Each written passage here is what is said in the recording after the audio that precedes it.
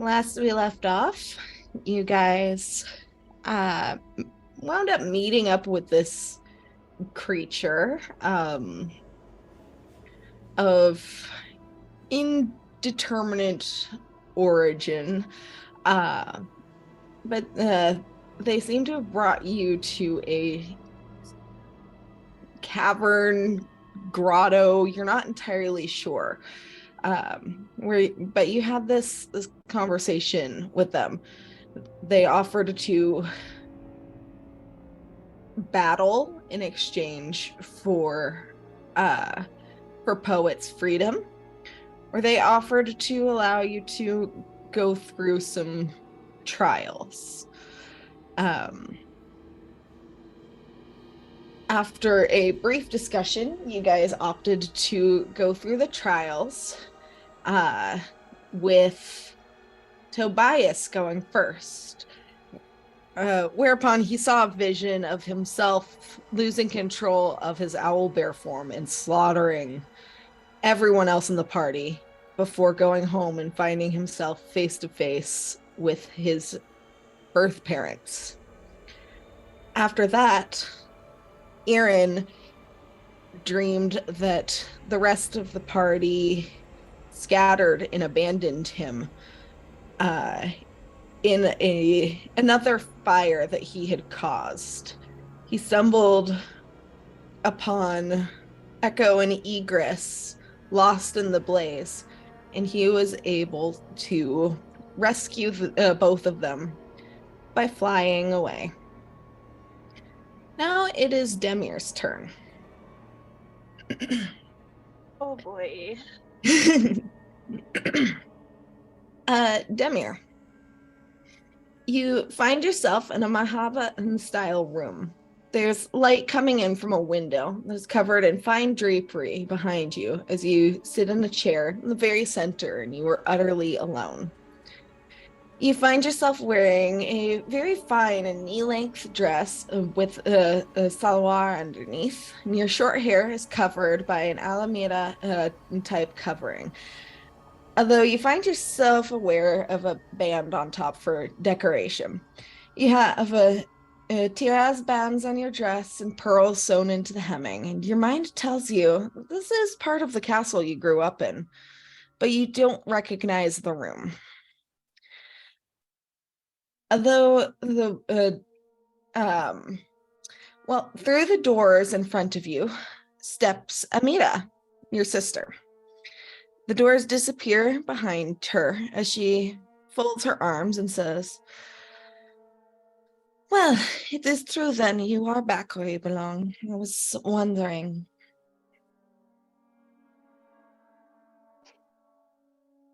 What do you mean? I'm always here. You were just brought back by the guards that were able to rescue you from that creature that you say you keep telling everyone kidnapped you. Perfect. I don't care what its name was. Um, Zamir is going to look down at her hand. Is it still tattooed? No.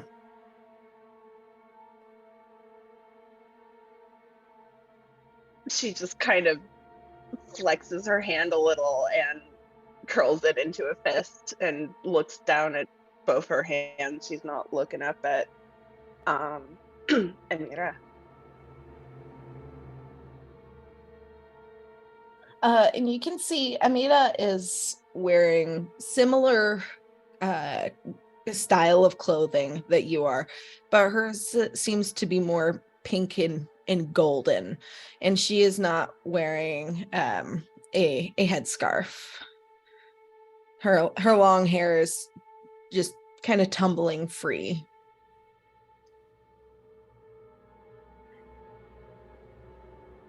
She folds her arms and just sighs and kind of looks at you expectantly. What?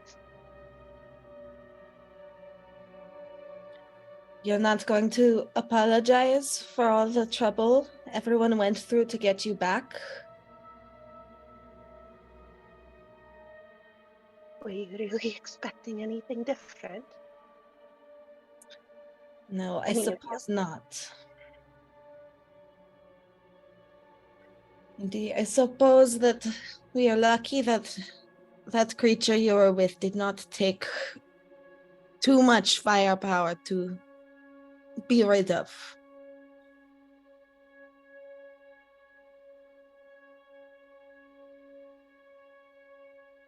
He was my husband. You said yourself, he kidnapped you. He did? That is what you told everyone.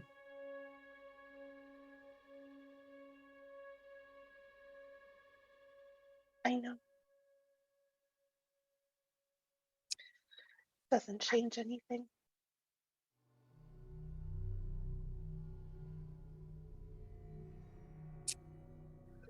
Well, nevertheless, to prevent anything like this from happening again, Mother and Father have decided that you are going to stay here. You are going to have a constant watch. You are not to leave the castle.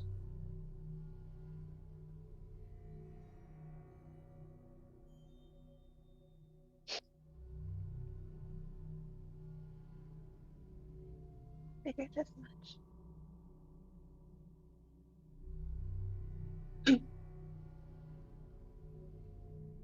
So, it was nice for a little.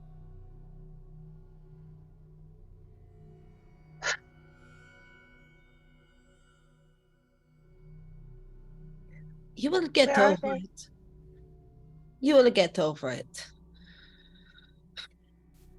Mother and Father are trying to arrange to find a more suitable match for you.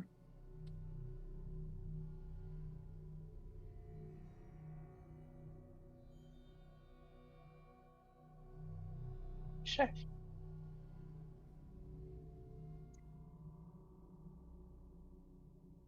I'm sure that will be very difficult for them. You are lucky that we are able to keep this quiet.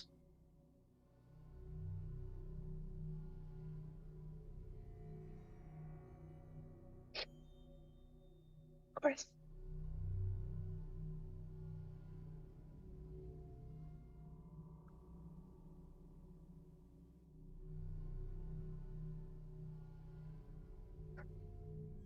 Is there a window or anything in the is there a window or anything in the room? There is light coming from a window behind you. And I'm going. Oh, Amita kind of just looks you up and down one more time, rolls her eyes and says, "Now, if you'll excuse me, I have to get back to my husband." And she steps away and disappears. I'm going to stand up and see if I can go over to the window. Okay. There's drapery covering the window, but enough to let the light in. Can I open it? Okay. The drapes? You open the drapes, and there's no window at all. It's just a flat wall. Oh boy. No other entrances or exits? No. Through the door? Or through the room? No, not that you see or notice.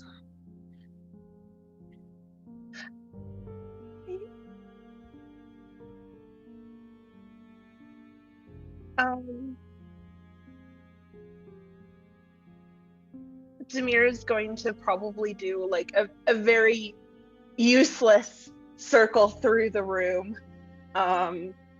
Since she's not finding any other exits or any way out of the room.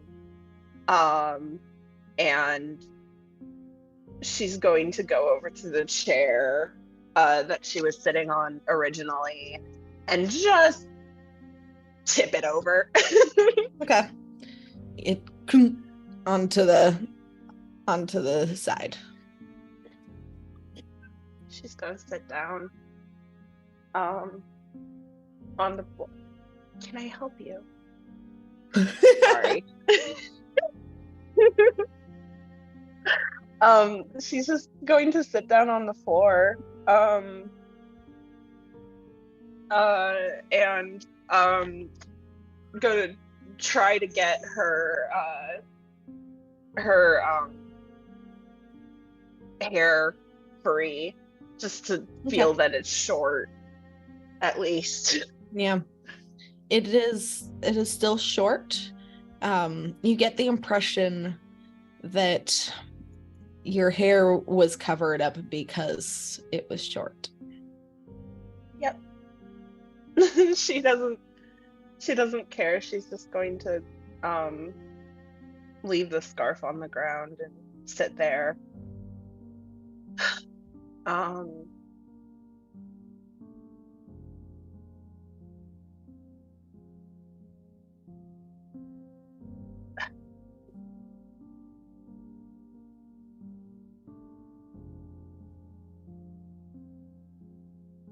Can I try casting a spell?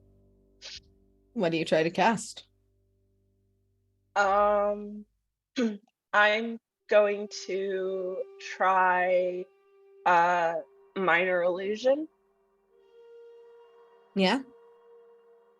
You cast minor illusion. What does it look like?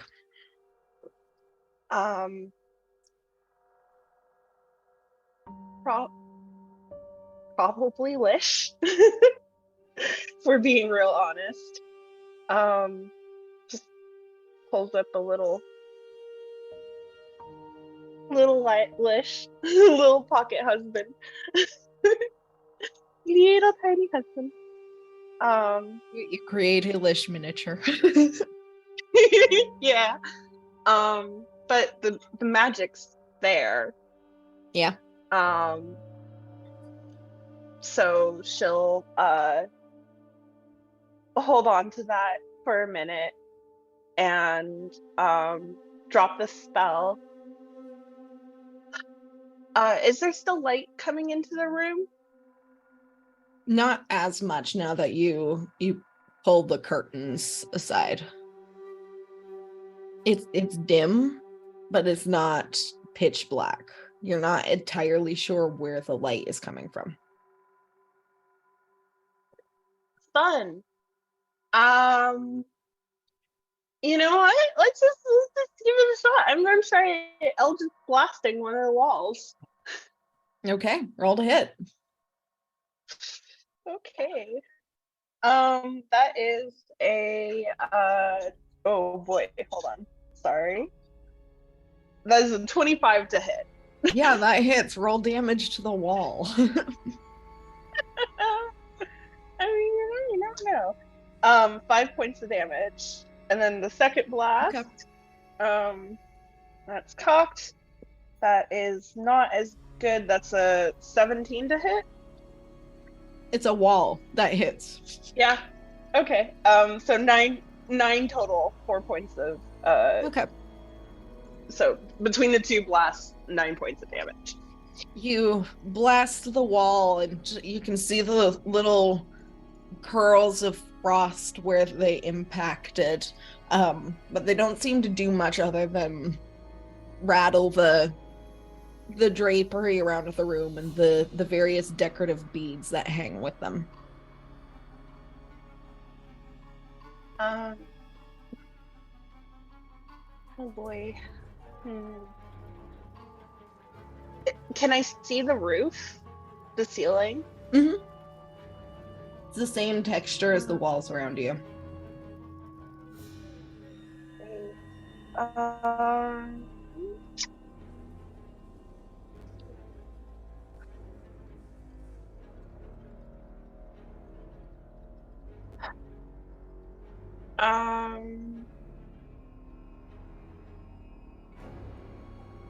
mean, I'll give it a shot. I'm going to try casting polymorph. Um, can I turn into a Tressum?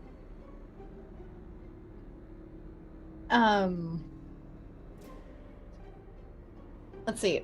Can you read me the description of polymorph? I need to double check if it's beasts. Yeah, let's see. The spell transforms a creature that you can see within range into a new form. An unwilling creature must make a wisdom save. The transformation lasts for the duration. Blah blah blah. Sorry. All good. It just Okay. says new form.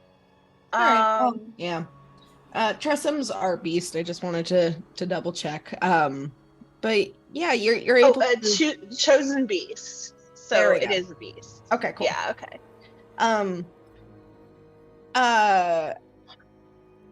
Yeah, you're able to polymorph yourself into a Tressum. Is this a bard spell or a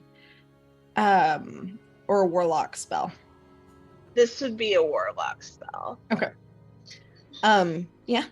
Describe what your polymorph form looks like. Yeah, so she turns into a like kind of it's like a fennec fox got turned into a cat. So kind of small, big ears, like sandy coloration. Since she doesn't have her tattoo, no white foot. But just kind of light colored in general, and floofy with like hawk wings instead of like owly wings. And I'm going to try flying up to the ceiling and just see if I can scratch along and find like a loose place or somewhere I could go. I'm a tiny cat. It's fine. Roll an investigation check using the stats of a cat. Okay. I don't. And as we know, cats are very intelligent and would probably be very good at that. Yeah, as you can hear my cat screaming in the distance. Let's see. I want to just check. Investigation is intelligent? Yes. Yeah? Yes. Okay. So that's a -4, so 14. 14? Yeah. You're not really able to find anything. I'm going to land back down on the floor and pounce on the curtains. Okay.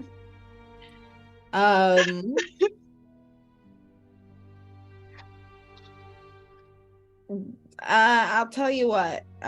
Roll a perception check. Okay. Perception for smell or perception for sight? Sight. Okay. So that's a 19. 19. Something falls out of the curtains. Ooh. I'm going to go sniff it. Okay.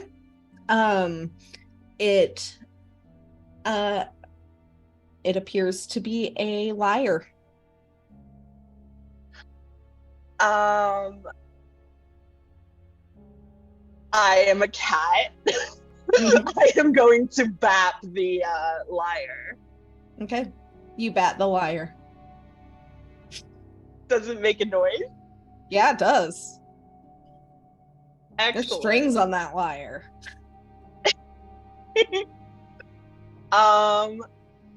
I am still a cat, so I am going to look around the room a little bit more and see if there is anything else I can knock over. And if there isn't anything else aside from the lyre, I will come back and turn back into a person. I mean, there's more curtains and more beads that you can destroy if you want. Could do that. Oh, absolutely. Do that cat thing where you go up and like roll over and like grab and knot yourself up in the curtains. You know, like yes, a normal person. yes, I am a cat on a destructive tear right now.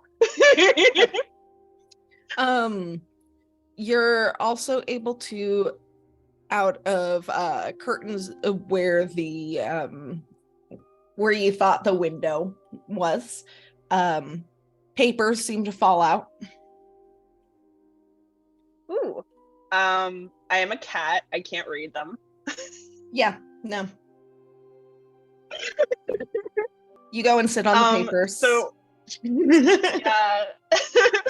So once I am done absolutely wrecking the room as only a cat can do, which means I have wings, so I have not only like crawled my way up the curtains and like torn them off of their things, but I'm also like spreading them around the room. I am Chaos Cat. I will come back down, sit next to the lyre and turn into a person, right, so I can read the letters. The lyre is one that you actually have in the waking world, and the papers are not letters. Actually, they are sheet music. And looking closer, they are the music of one of the parties you and Lish attended in the Feywild.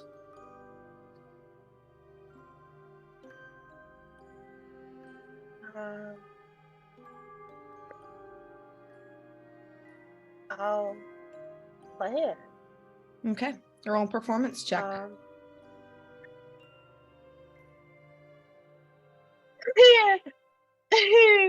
Hang on. Let me just check to see how much I can salvage that.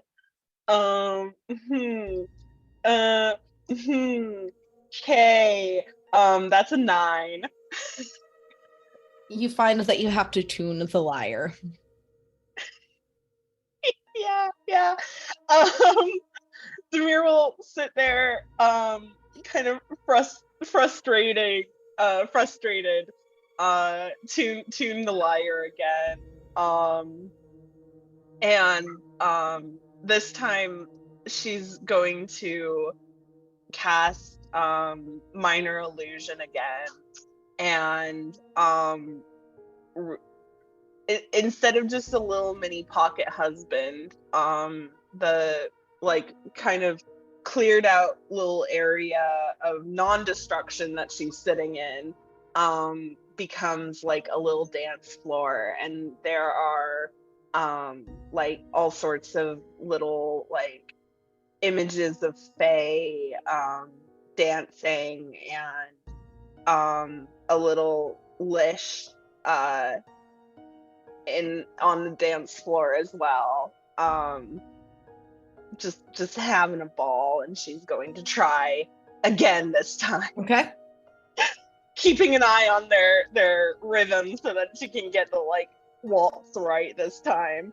Okay, that's a little better. That is that's an 18. 18.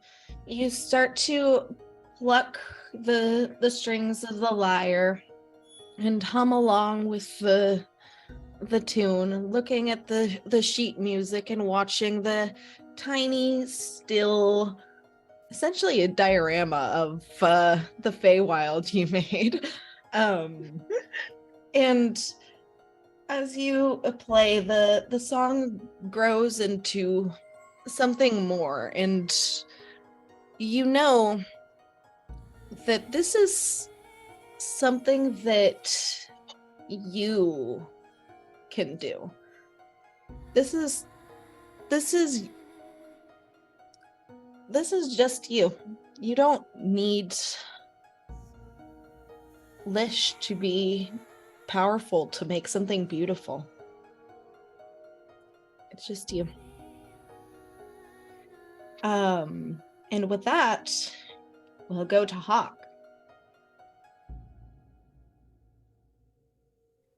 Hawk. Oh boy. It's my turn to cry. Mm-hmm. So your dream seems to be fairly normal at first.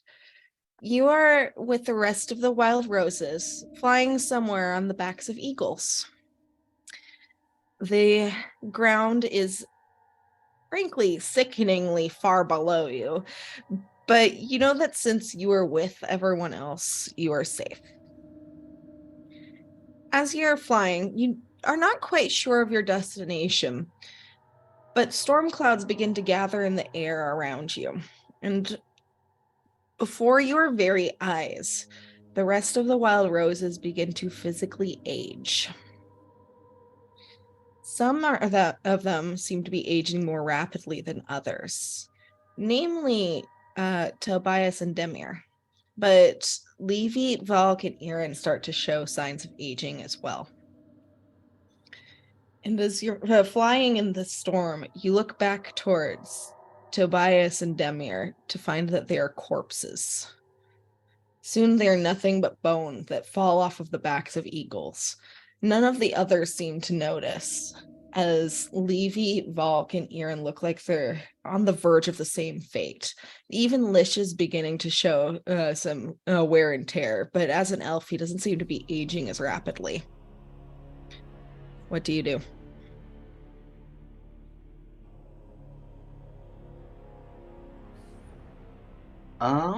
Good question. I think I'll call out ahead and shout, "Wait, does anyone else see what's happening?"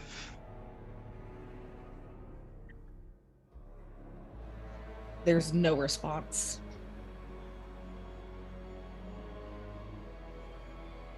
Please, you have to listen. Tobias and Demir, they're gone. They just...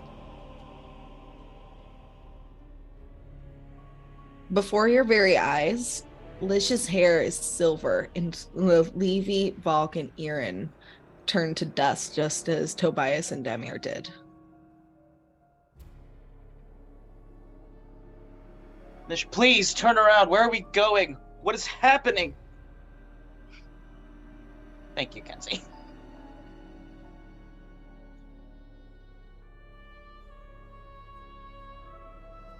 No response. You seem to be climbing, though. You're getting higher and higher up.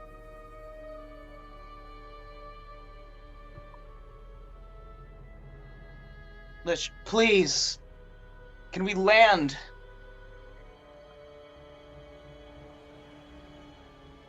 Lish seems to be getting older as well. Hawk, desperate, will turn to the owl and ask in Sylvan the same question. Are you asking the eagles you're riding on, I'm asking the eagle I'm riding on in Sylvan if we can land. The eagle just cries out. And as Lish dies, turns into a corpse and falls off, most of the rest of the eagles disappear as well. Except for the one you're riding on. For the moment, at least. You can't see the ground anymore. You're too high up. Hawk will desperately cling to the eagle, having no options at this point. Okay. Where you cling on, its feathers start to turn gray.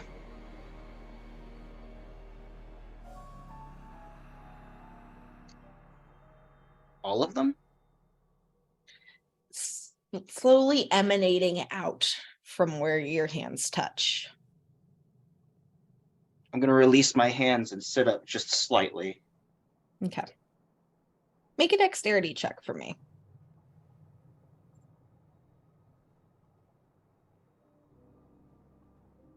All right. Had to grab my modifier for that real quick. Didn't remember if I had advantage on it or not. Not advantage, proficiency. That's 14. 14. You managed to avoid falling off of the back of the eagle. For now. For now.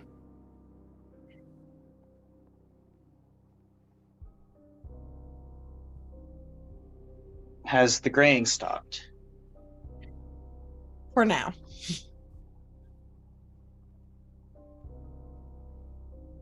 Uncle retreat in on himself and wait for the destination or more aging, whichever will happen first.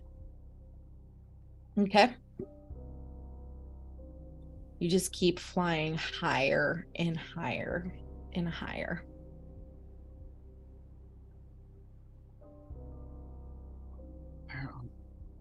Where on earth are we going? There's nothing up there. It can't be.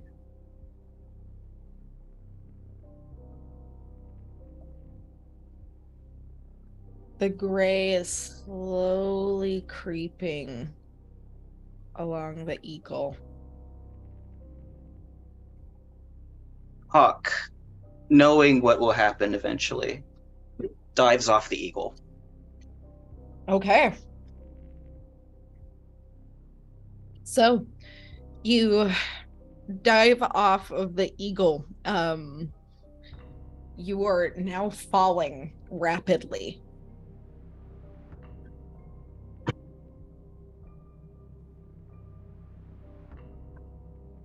He's going to hope that, well, Demir is gone. Mm-hmm. So she can't cast Feather. Everyone is gone. You outlived them all. And there's nothing else that he can do. He can't fly. There's no eagle to catch him. Valkyria wasn't there, but I assume that she withered away too. No, she was there, but she did. Okay, I missed the mention of Valk on the Eagles. My bad. I just lasted longer. Now you faded away around the same time as Levy and Aaron. I choose to believe in the power of tough girl energy. Let's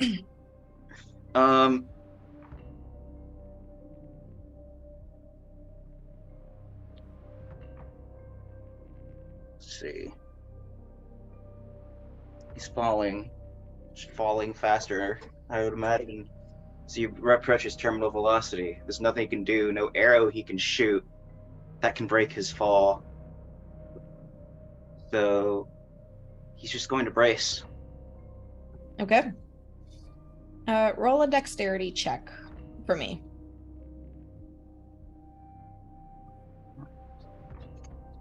Sorry, I saw a weird icon on my Roll20 sheet and I was like, no worries. That's a dirty 20. Dirty 20. You are able to catch yourself, not taking any damage as you land. Not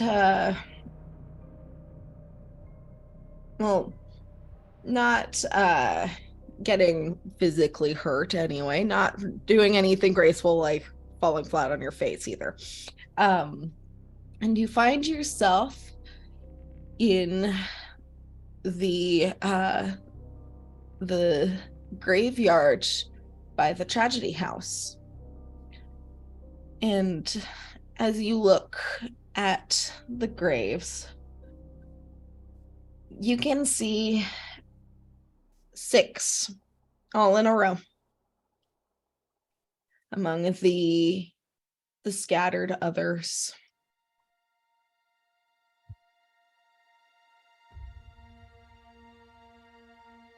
Hawk doesn't need to read these tombstones to know who they are. All right. You do see other gravestones. Are there any he wouldn't recognize from the graveyard? Well, there seem to be various and sundry new ones, relatively, other than the 6.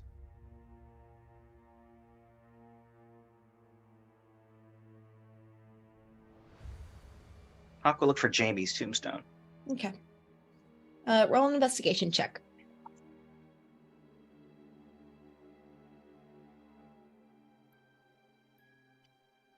That's an 8. It takes you a little while, but you're eventually able to find it. It's there nestled between a gravestone that says Suzette Marchant and Esmeralda.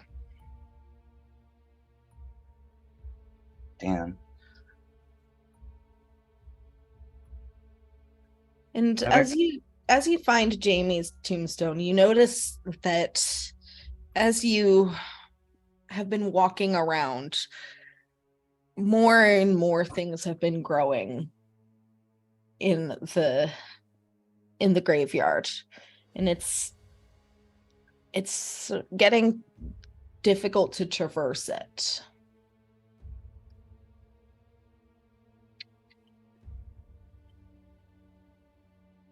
And Are there any flowers growing? roll an investigation check. No, better that time. That's a 19. 19. You're eventually able to find some of some smaller flowers.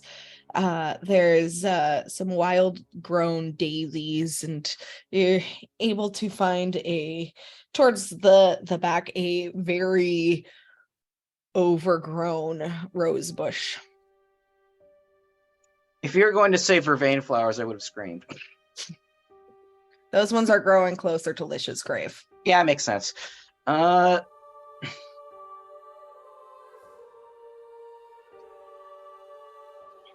will...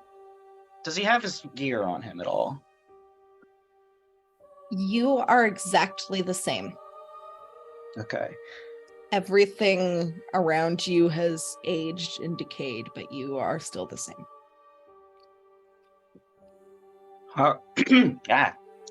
Hawk will draw a short sword and get to cutting some of the roses. One for each grave. Okay. 9 of them, one for each grave that he's found. Okay. He's going to make the rounds, place one on each, and swear to himself that, just like Jamie, he'll never forget. Okay. So. And go ahead. So as you place the roses, things are still aging around you.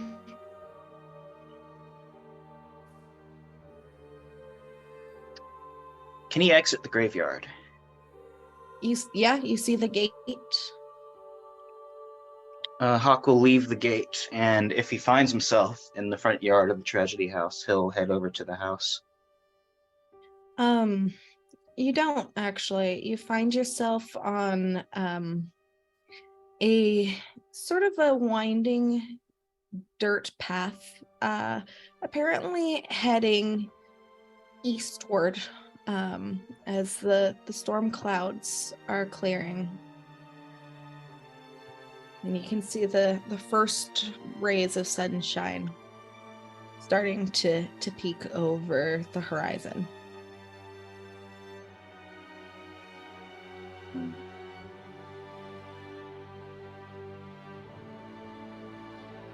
He doesn't know what's going ahead, but he's going to go forward anyway. All right. And as you walk, things get brighter, even with the cemetery, the graveyard behind you. Lish. Yes. Your turn. Uh-oh. How could that have happened?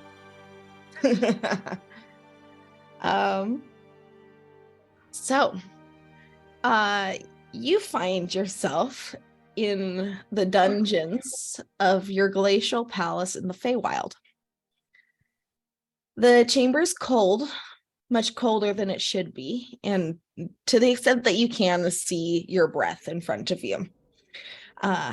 Icicles hang from various spots through the chamber, and the floor is slick with frost. You are in one of the cells, wearing handcuffs that are chained to the floor, giving you maybe about a foot of leeway. The metal of the chains is uncomfortably cold against your flesh, and you expect the bars of the cells would be the same if you could reach them. The hall is illuminated by torch sconces of blue fire that give off no heat, allowing you to see into a cell across from you that you know logically isn't there in the waking world. Nevertheless, you can see Demir in there. She is unconscious and has the beginning of terrible frostbite on her face. She, much like you, is chained to the floor. And you know in that moment that the rest of the Wild Roses have abandoned you, and you both tried to fight Fiola alone. Yeah, great. Oh no. God, okay. Can I look around anywhere? There's no guards. There's no light. It's all underground, I assume. It's underground. There's the faint light of the blue fire, but it's very cold. And you're not used to feeling such cold. No. I mean, how stiff am I with the colds? I can articulate all right. You can what? I can articulate all right. Stiff, cold. I mean, you'll have to keep moving if you want to. Running in circles to keep on. Okay.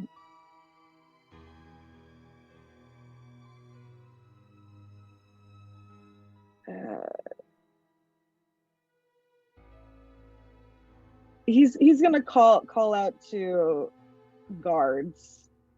Are there any guards down here?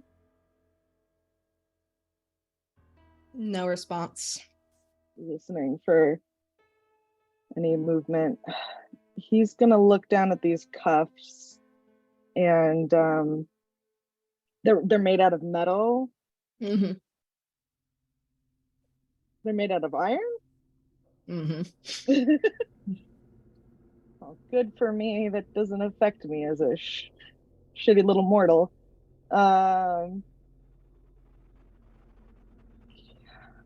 You can see Demir's breath in the cell across from you, but her breathing is very shallow.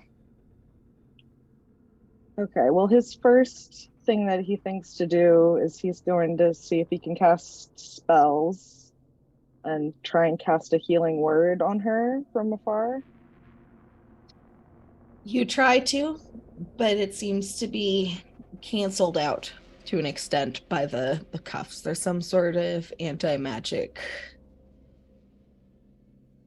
Can he try and wild shape into something big to try and break the cuffs? You try to, but nothing happens.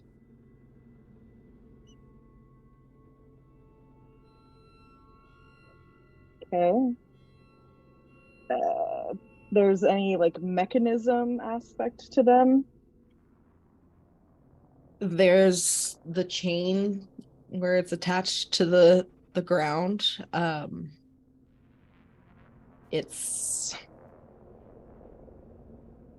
They just seem to be chains. Okay. He's going to see. He's not very strong. It's probably not going to do anything, but he's going to see if he can kind of lean back a little bit and kick the base where it's like driven into the ice or rock and just see like if he can get it to move, if he can get it to wiggle. And while he's Alright. doing this, while he's kicking, he's just being like, Demir, are you able to wake up now? Roll a strength check for me.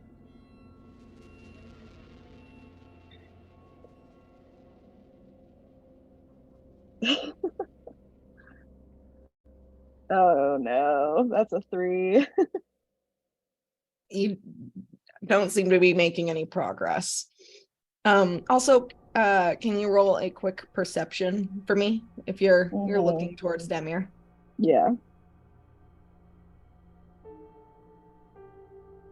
It's an 18. She seems to have stopped breathing.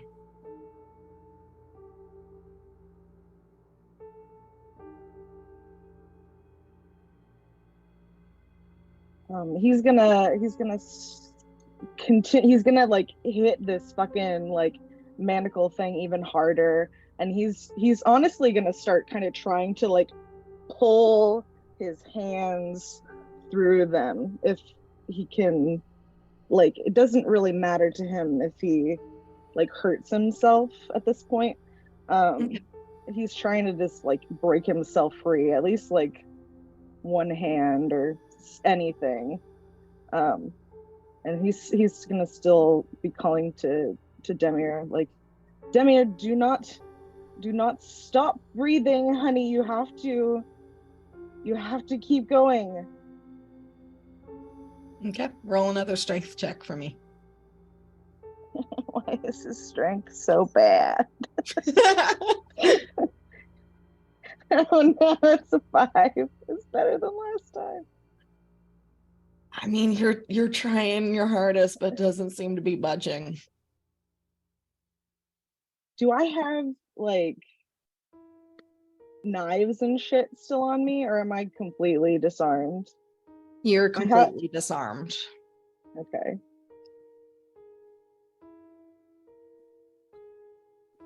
He's trying. He's not very strong. Roll another strength check. Yeah. Yes. Okay, that's a lot better. 16. 16. You're able to start pulling at where they're stuck at the bottom of the floor of the cell loose. Okay. You're not quite there yet. He's gonna just keep. But you're making progress. Hammering at that just with the heel of his fucking boots, just all fucking right. Going ham. Another strength check. And I'm going to actually see if Dream Demir's gonna make it or not. That's a 16. 16. You're almost there. He's keeping pounding at the metal of it. All right. One more.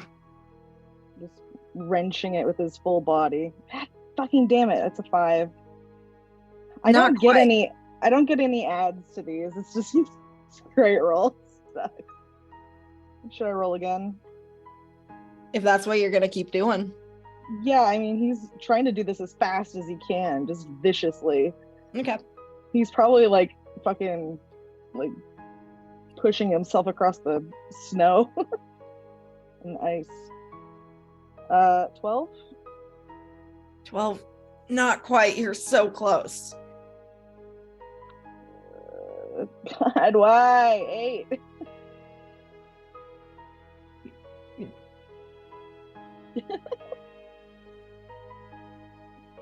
$14. 14, not quite probably there like yet. Scraping himself raw at this point. Okay. I will say that last one is a natty 20 though. All right. So I will say you take since you said yourself you're willing to sacrifice the hit points for this. Yeah, I mean, he's probably like around his wrists are probably like super like raw and cut up, and Mm-hmm. So I'll say you take 7 piercing damage and 3 cold damage as you finally manage to break the chains.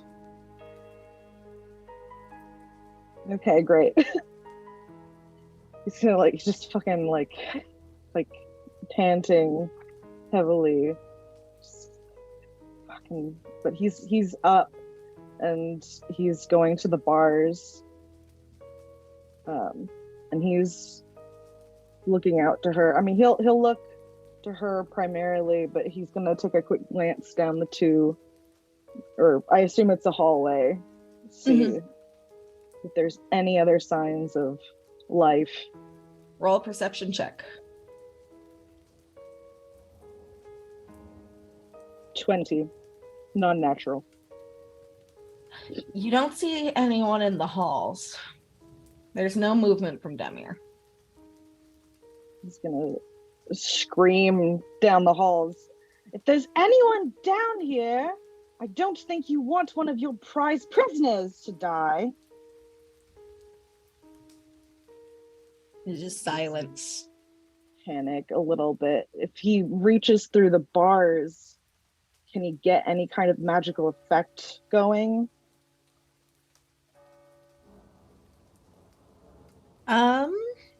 Roll an Arcana check.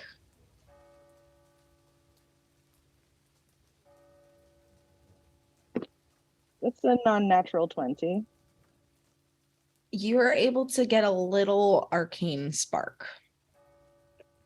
He's gonna try and fan that into something, anything, to try and pull together a healing spirit. Okay. Just try and summon that little tiny pixie of light in his hand to send towards her. If there's any spark of life in her, to try and kindle that for her. It flutters across the hall over to her and goes between the bars of her cell and lands on her. No effect.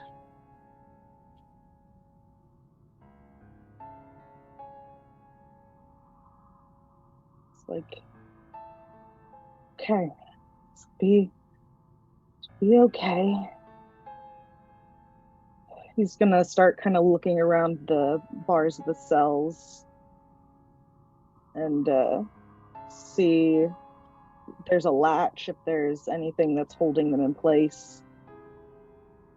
You can see a ring of keys on the wall diagonally across from you to the right of Demir's cell.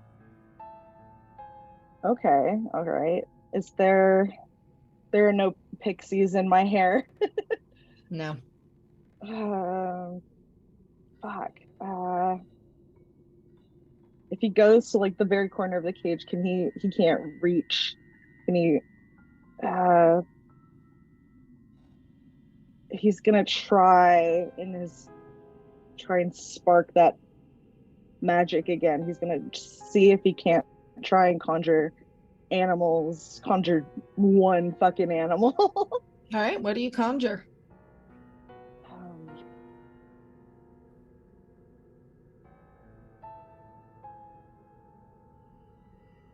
He's gonna conjure a wolf in the hallway. All right. With a swirl of frost magic, a wolf appears. And he's gonna ask them to bring the keys to him. All right. The wolf kind of trots over to the keys and nuzzles it up with its nose so that they fall off of a hook. Pick it up with its teeth and heads back over to you. Thank you, friend. And kind of gives him a little graze of a pet, but like goes to the lock to get this thing open. All right. You're still handcuffed up here. Can I get my hands undone with these keys, or is it none of them fucking work? Can I try and do the handcuffs first? Yeah, you're able to undo the handcuffs, and they clink down to the floor. He's gonna go for the gate. Okay. And get it fucking yeah. You're able to unlock your own cell. Great. He's going right over to Demir's and trying to find the key to unlock that and get it open. Okay. You unlock Demir's cell. Okay, I'm going over to her. I am holding her and pulling her up into my lap, and as I'm doing that, I'm searching for the right key for her cuffs as well. Roll a perception check. Mm-mm.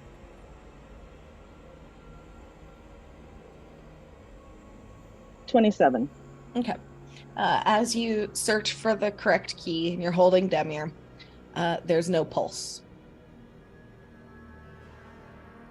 He's kind of shaking a little bit as he's like getting the keys and everything open. But he's gonna try and cast Revivify once the cuffs clank to the floor. So would you care to describe what your Revivify looks like? His Revivify, which we saw before when Demir had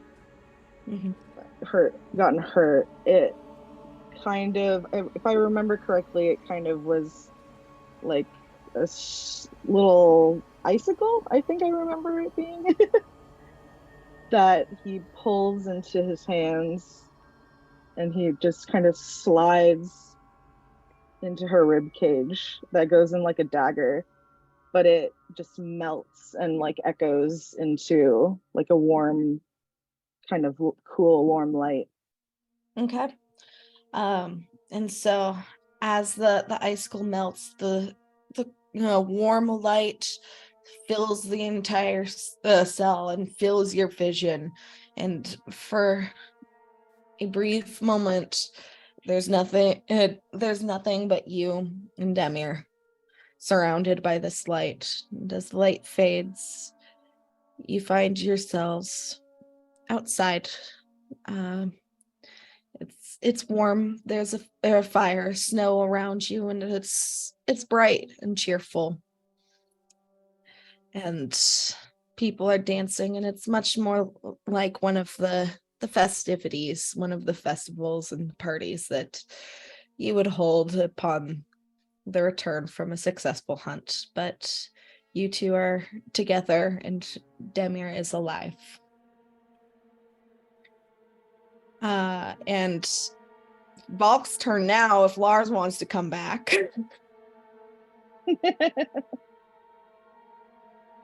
Uh-oh, it's time for a Valk. It begins. We learn what her deal is. Welcome even back. More so, even. Your turn. You're up, Lars. You got up like right as it was your turn. Right as food got delivered. So Oh, it's food. See, that's what words. Food good. Enjoy. So how is everyone doing? Traumatized. It's Enjoying your trauma. Yeah. All right. So Valk. Yo. The space you find yourself in is made of stone. There's a red rug on the floor, the length of the room, leading to you in the wooden throne-like chair where you sit. Humble braziers hang from the ceiling, which illuminates tapestries on the wall that depicts the deeds of Tyr. You recognize this as your first temple. And as Oh, joy. As you sit in this chair, you can feel the elaborate wooden carvings and cushion beneath you, as well as where your hand rests on your warhammer next to you. There are crimson smears on the hammer, some fresher than others. And a faceless man approaches you and kneels before you on the carpet, his head lowered. And it's at this point a voice whispers in your ear, unfamiliar. This man is a murderer. He killed 2 children. Judge him. Let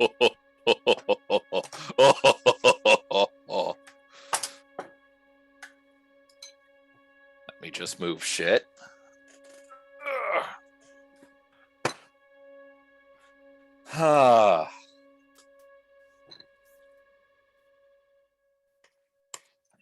Killed 2 children.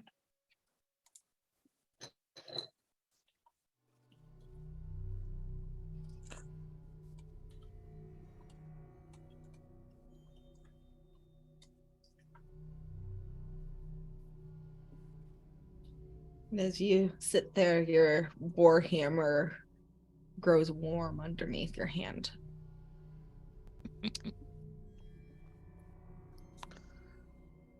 I stand up.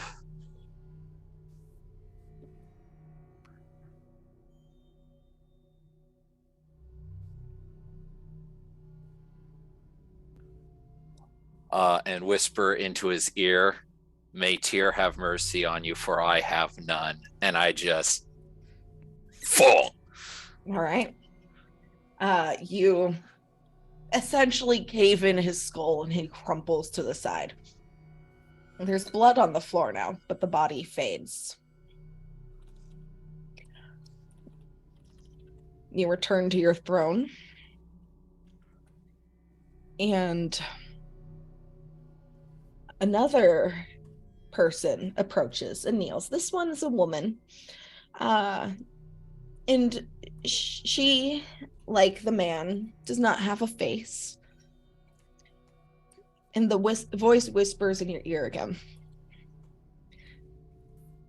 This woman is engaged in illegal necromancy, digging up bodies and using them for her own purpose.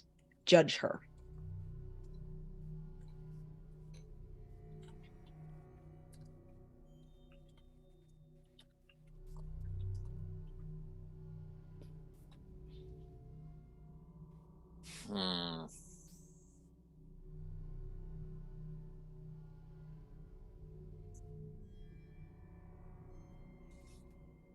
Are there like guards or something in the room?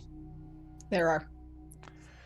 They don't have faces, much like the people you're judging, but they all seem to be watching you and waiting for you. I wave one over and basically say her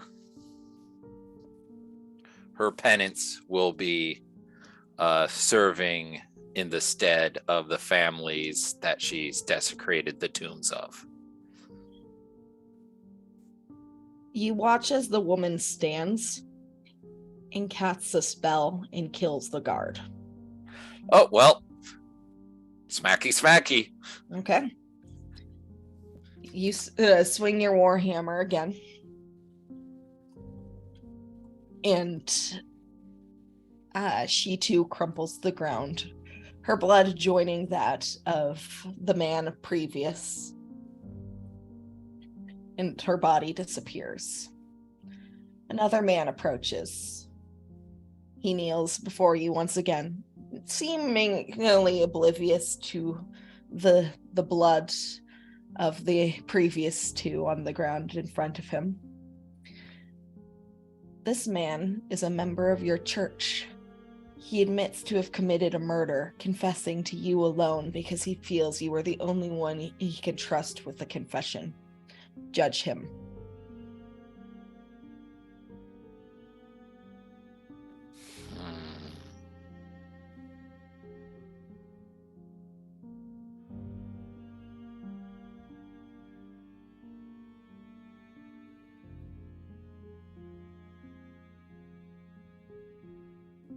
I ask him if his penance is strong. There's no response, but he's holding a bloody knife.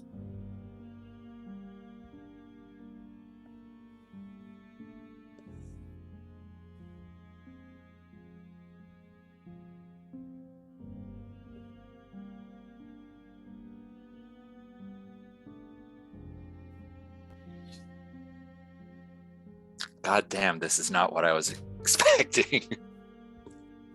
Throw you for a curveball? Just a little. The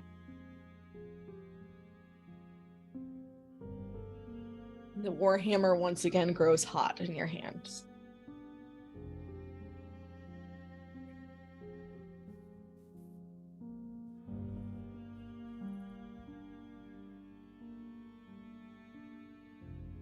To this man, I give a choice.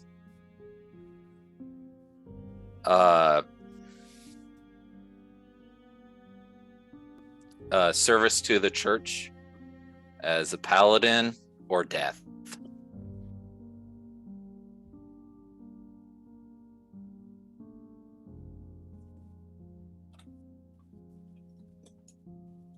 He's Nothing. not moving.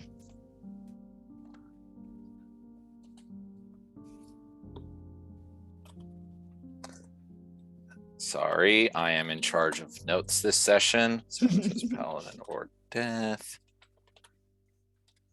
No response. Death it is.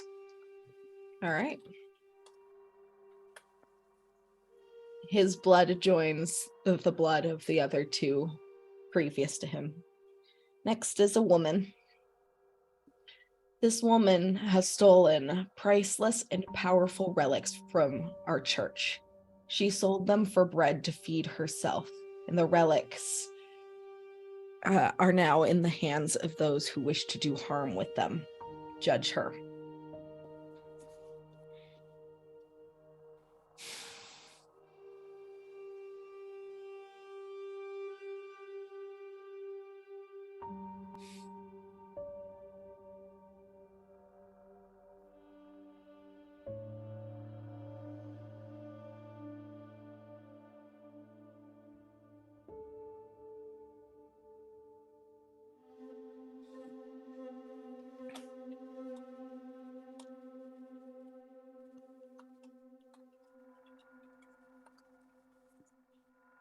By the way, sorry folks that some are longer than others. It's just the way the Cookie dice crumbles. fell.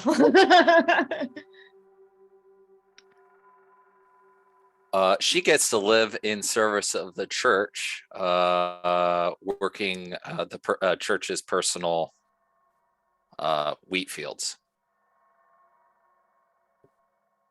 She stands and she is suddenly wearing the clothing of the guards around you, and she's holding a scythe, and she goes and stands next to your throne.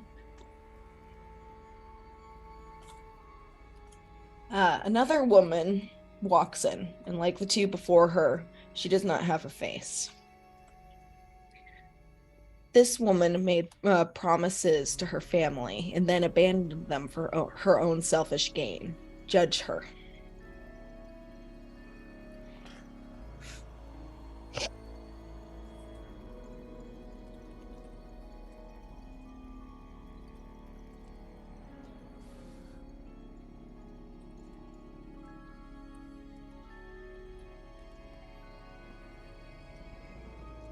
What type of gain?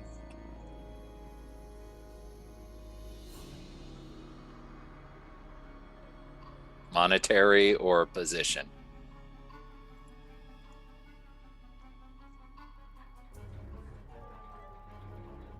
Both.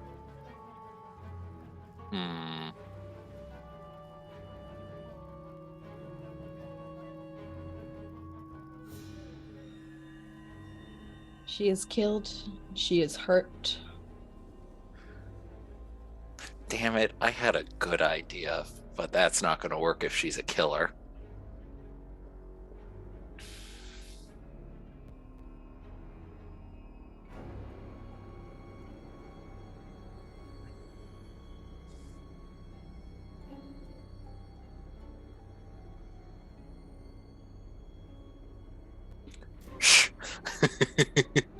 um.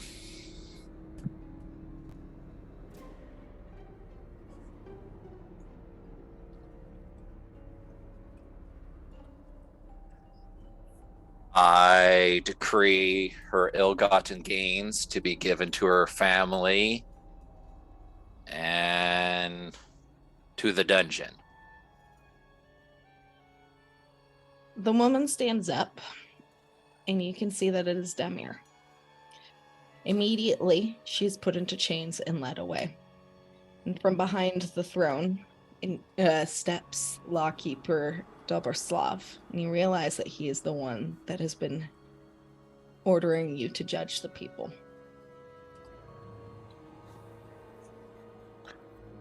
Uh-oh.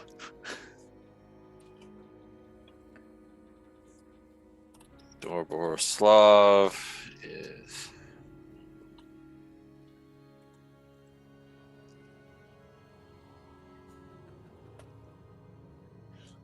Valk turns to Dobroslav and tells him it's his turn to kneel. Roll an intimidation check. Ah.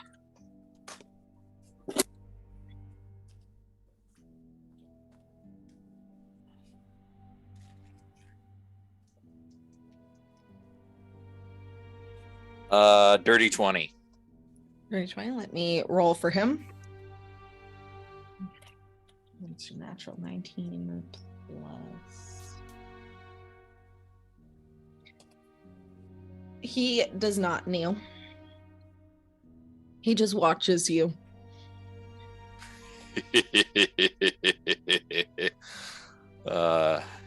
Someone else comes into the room. You cannot see his face. Lawkeeper Dobroslav says,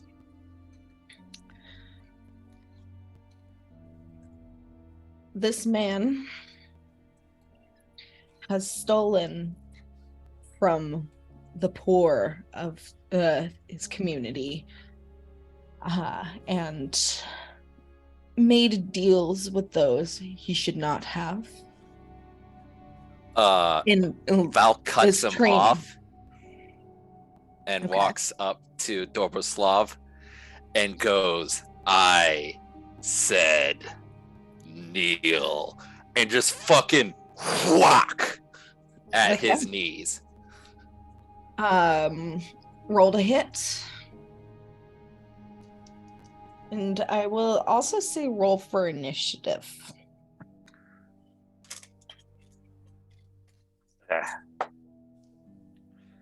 Well, initiative is 3. Okay. As far as to hit, does a 26 hit? Yeah, that hits. Roll damage. Oh, I'm gonna smite too. Because do I have a new set of spells, or am I operating off of what's been doing this day? You've been operating under today. Okay, I guess I gotta be responsible and not use up my big boy slot.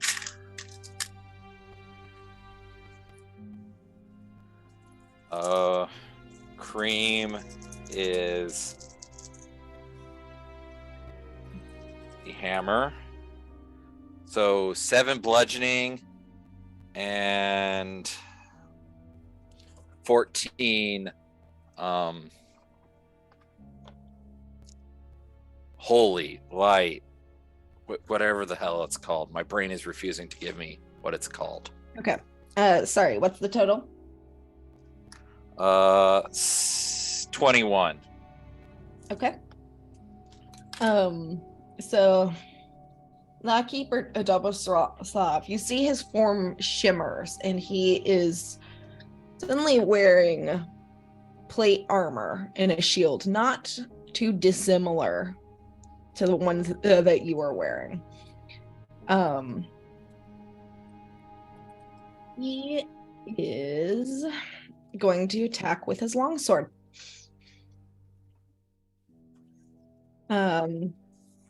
So that's a natural 20 to hit. Okay, that's a D8.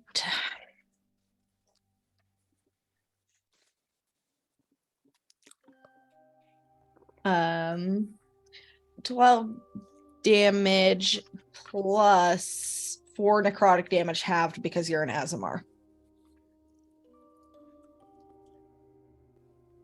Sorry, that went right through one ear and out the other. How much? Sorry. So 12 slashing damage, and then total of 4 Which I necrotic reduced. damage, but it's halved because you're an Azamar, so only 2 necrotic damage. Okay, so 11 in total. Mhm.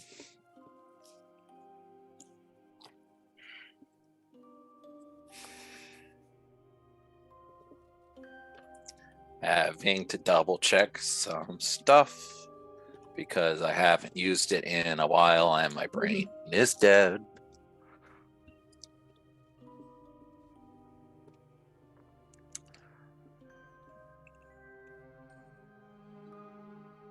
Yeah, I mean, no worries. All's good.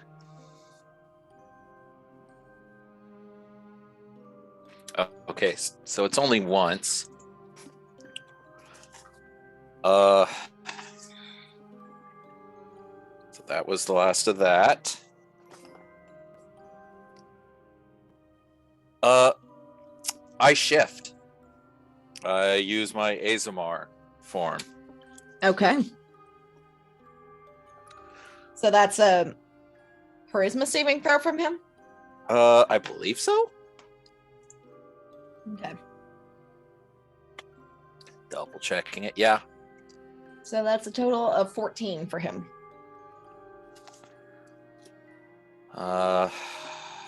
Yeah, fuck, I need to do math because I think I needed to update this. 8 plus 4 plus 3. So 15. Oh, no, I did it right. I just didn't make notes about which is which. So 15, he does not make. All right. By the way, since this is my subconscious, do I just do what I normally do, or can I be a little extra? It depends on how you mean by extra. Just mild. I mean, if it's a flavor thing, go for it. But otherwise, you essentially have the same. Okay, things yeah, that you it's have flavor. Okay. Yeah, go for So it. then. you've all seen Valk assume her Azamar form before, but this is a little different, a little darker. As her wings open, her eyes do the jitter thing that they've been doing, but it's not just her eyes anymore jittering. It's the rest of her body kind of jitters and kind of crushes into not quite a human form anymore. Her black nails that are always so perfectly trimmed, they're not nails. Her talons extend, and the feathers that are found just ever so sparsely around her body are more. And her jaw fucking elongates a little bit. And the fact that her teeth are sharp are a little bit more noticeable. At which point, as she finishes turning into, let's just say her, oh god, my brain just decided to die. Half angel, half human, not Nephilim? Azamar, the other one. Nephilim. Thank you. Her Nephilim form. Her eyes stop jittering and all turn to look at Lawkeeper Doboslov. At which point she goes, I'm no longer a little girl you can take advantage of anymore. And so that's my action, and I need to decide my bonus action. And I'm gonna cast a spell. Da, da, da, da, da, da, da, da, da.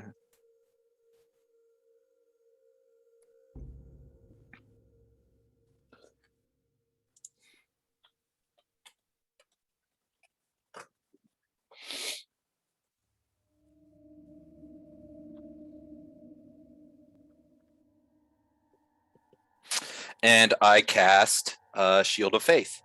Okay. Is that it for your turn? Yep. All right. So as a fallen paladin, Lawkeeper Dobrislav is immune to being frightened. But he glowers at you and laughs, and his voice becomes much more like his own. Then says, "You're foolish if you think that you won't always belong to me." And he's going to attack again. That's 16 plus 23 to hit. God damn it. That is my AC now. All right, that's okay. He's not doing much damage. So that's 5 slashing damage. So and- 2. Mhm. No, that was the wrong die. 2 necrotic damage halved to 1. At which point, here's my concentration roll. And of course, I fucking fail it. And I lose my Shield of Faith. Had it for 1 turn, did absolutely diddly.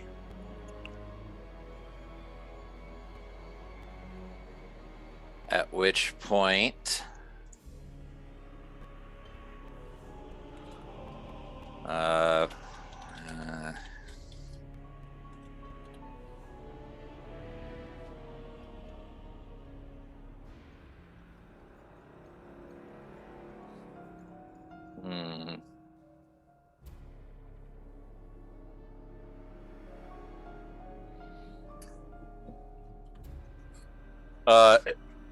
she, do I want to do that?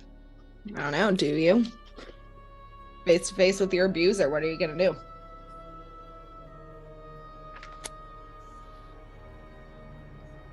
Fuck it. I drop my hammer.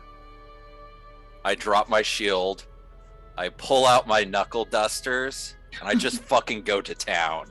Okay. Roll the hit. Okay, so I get my strength bonus to hit with the offhand, but not on the damage with the offhand, correct? You would not add your proficiency, would add for your offhand the strength. Okay. So offhand is purple. And I can't roll shit. So, main hand plus 8. So main hand is 17. 17 hits his plate armor. Plate armor or him? It hits his plate armor, so it doesn't do damage to him. And I rolled a 1 for my offhand, so That one just misses entirely.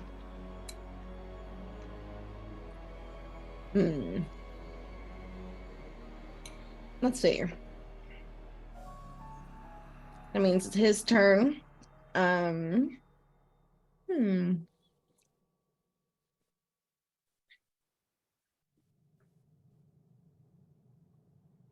He is going to cast. We're gonna try to cast Let's see. Protection from energy on himself.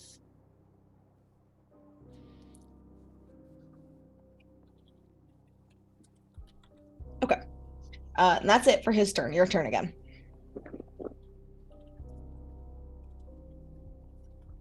Da, da, da, da.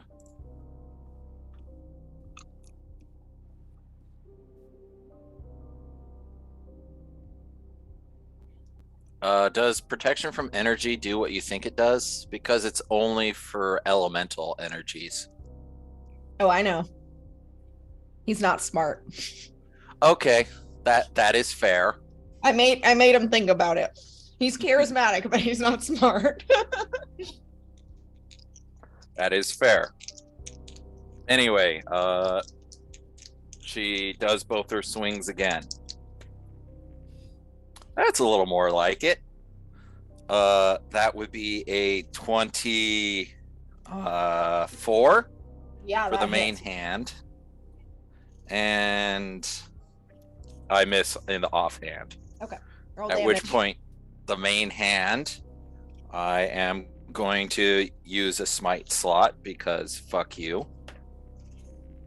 Knuckle dusters, I want to say, are a D4. Yeah. Or at least this thing impersonating him is not very smart. So, you know. Well, this thing should have impersonated him, or he would have known that he was dying.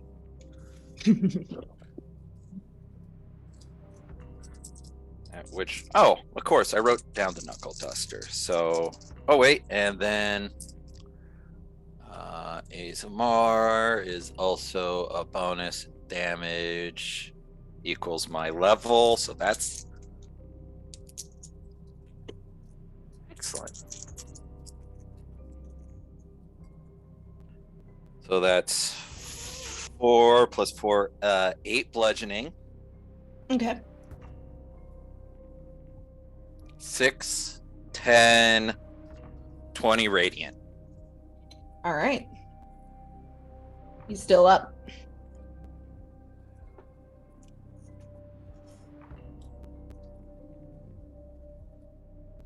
Is that it for your turn? That's my action and my bonus action, and it's not like I'm going to move away from him. Okay. He's going to do another attack with his long sword. I'm pretty sure that misses. My AC is less now. Well, he still rolled a 15. It's an 18 now, so. Yeah, so he misses. So it's your turn.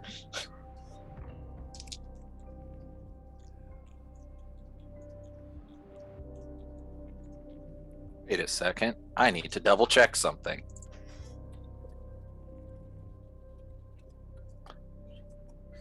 It's been so long since I've been able to use my dueling fighting style.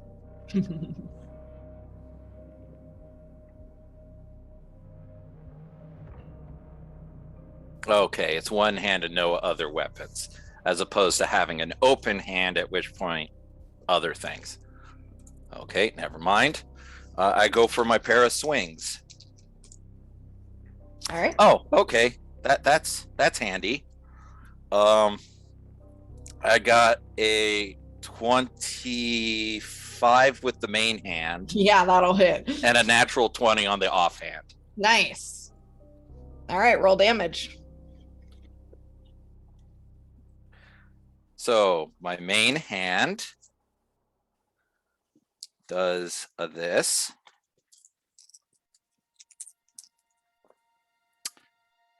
Uh, 3, 7 bludgeoning. Okay. 20 radiant.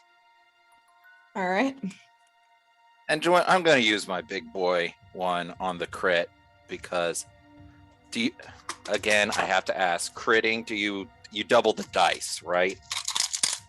Yeah, you double the dice, but not the bonuses you get.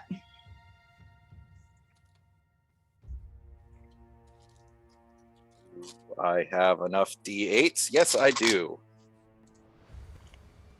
There's that. That.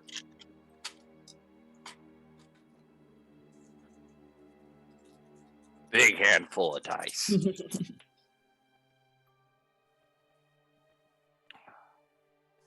For 8 points of bludgeoning. Okay. 2, 4, 6, 8, 10, 16, 19, 23, and 33 points of radiant. Please describe how you kill him.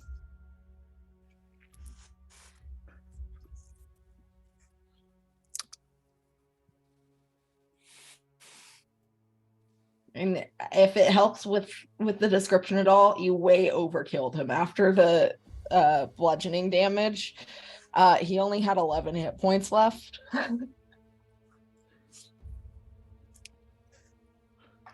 So I'm going to be a little liberal with this because fuck it, Valk earned it. Why not, you know? So she's just, she swings with the main hand and he kind of turns, at which point, as she catches him with the offhand, she kind of goes in for a grapple and just fucking foot up and just gives it her all. Basically removing his arms. Okay.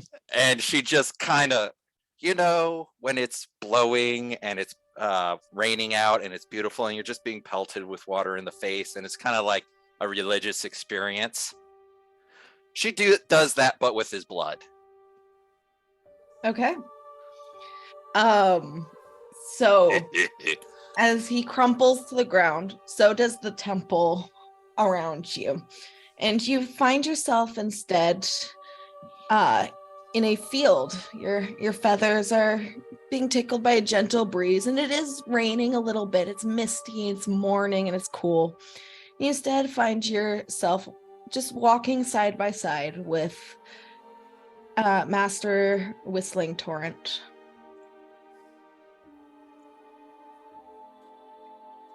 And for each of you who have already had your dream, you find yourselves together once again, in a similar space to where you started this dream, in a field outside of Levy's childhood home, except the sky overhead is gray and overcast.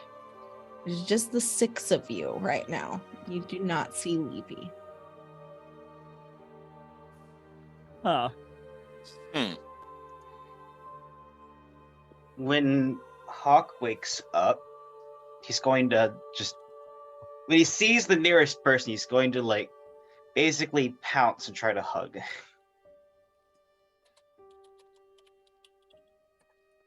If no one's volunteers themselves as Trippy, I'm just gonna roll a d6. I think you should roll for it. Tobias is opened arms. He's probably looking at the people that are there, perhaps a little haunted, and when he sees Hawk opening his arms to hug someone, he just basically wraps him up and probably lifts him a little. He's got a robotic device grip squeeze on Toby, and he just mutters I thought you were all gone for a moment. We're alive. So everyone's just emotions, and Valk is just there with this big ass predatory grin just smeared across her face. And I don't think you've ever seen her this giddy. So proud of her. Thanks. Demir is going right to Lish. Yeah, Lish is seeking Demir out. meet in the middle. Yeah. Yeah. Big ol' hug. Yeah. She just like buries herself in his chest.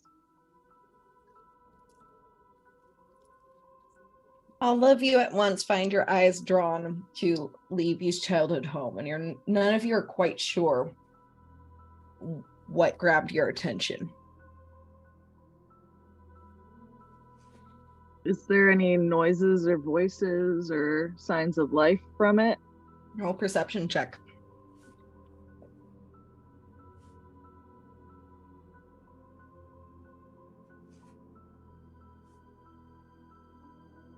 $14. 14. Seems like as good a place as any to find Levy. There's some movement in there, just a little. She did say in the past that she didn't want her to be disturbed when dealing with her family. But I am curious. You think she's in there? If I may, watching isn't disturbing. All right. Think. Whatever, never mind.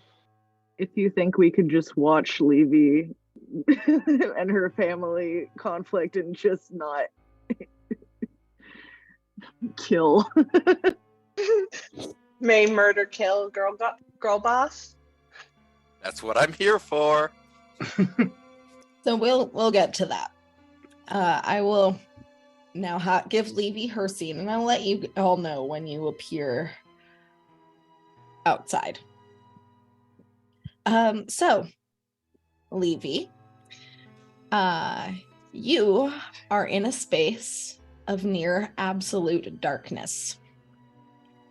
The only sounds are your breathing, your shuffling, and your feeling around. Not that you need to. You know exactly how big the downstairs closet is in your childhood home. There's the ever-present scent of dust as you sit on the cold floor, and you can feel out the bottoms of the walls with trembling fingers, as well as the door, which is plain and solid.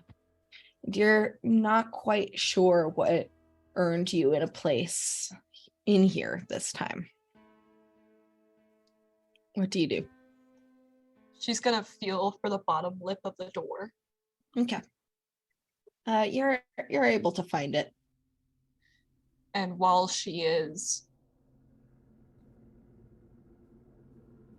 mortified to be back here, she's dreaming, so of course she is a little less unhinged.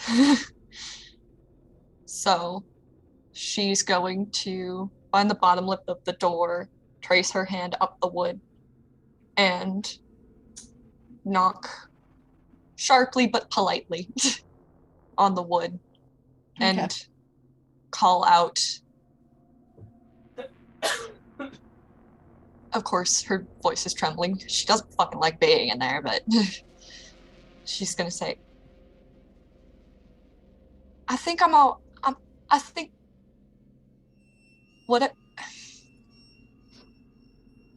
I think I could come out now. Roll persuasion check. Ay. Natty 20. All right. So you find yourself having to wait another minute or so before eventually the door opens, and you kind of have to blink to allow your eyes to adjust, and you see your mother standing there as you remember her as a child, and you realize at this point that you are your childhood self. And she folds her arms over her chest and looks at you in disappointment before she says, "Follow me, boy. We need to have a family conversation." All right, Mama. And she'll go. Okay. And so your mother leads the way upstairs where your father, aunt, and uncle are all waiting for you. You don't know where where Gracie is. You don't see her present. But it's your father who speaks first. Son, we've come to a decision. Like what? And it's your mother who speaks up next and says, well, you know that we love you a whole lot, but we also care about Gracie. We got to look out for her as well. And we found a lovely place for you to stay for a while, and they'll help you get better.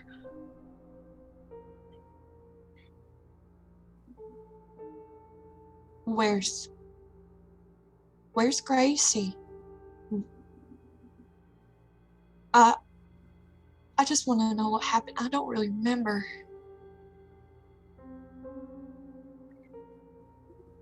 And your aunt speaks up and says,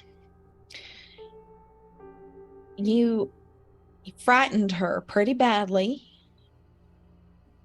Our son too. And we all think that it might be best if you take some time away for a while. But what'd I do? You scared him. What? But what did I do to scare Gracie?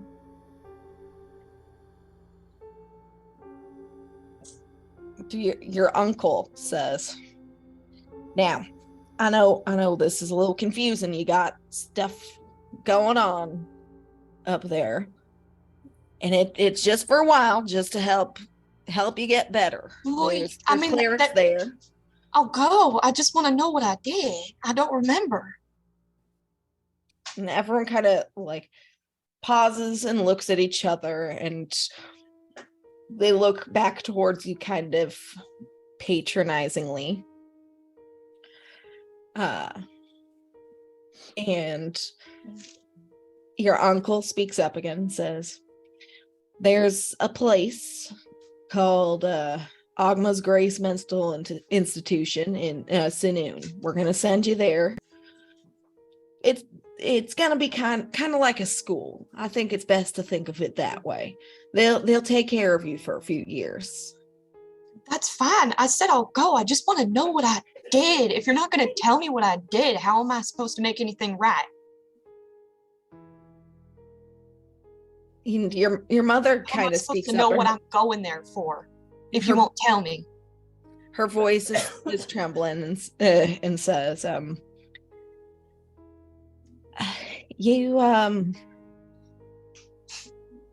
I don't think it's a good idea for you to see Gracie again until you're better.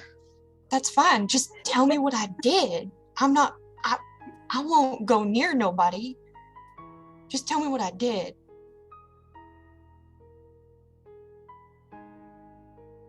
You almost drowned her.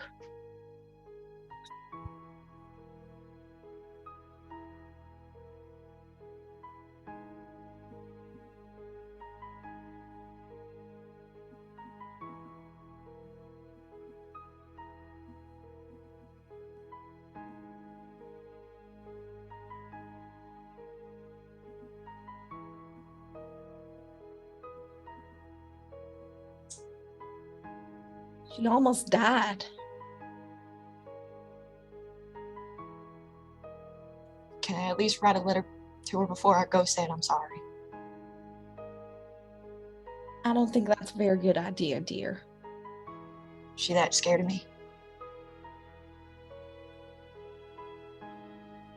And no one says anything, but there's a kind of shift of body language in the room, and you realize they're all kind of scared of you.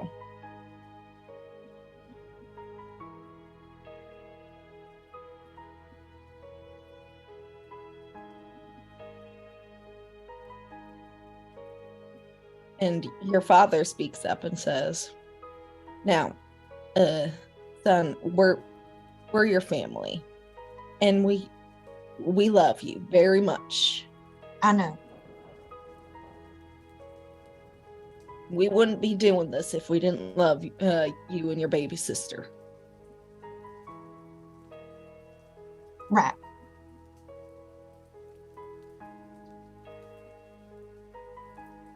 And maybe once the clerics at the mental institutions say that you're safe to be around, you can come back and work on the farm. Sure. That's really the best you can hope for yourself.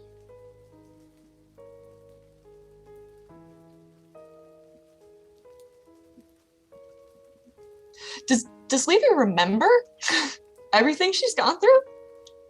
Yes.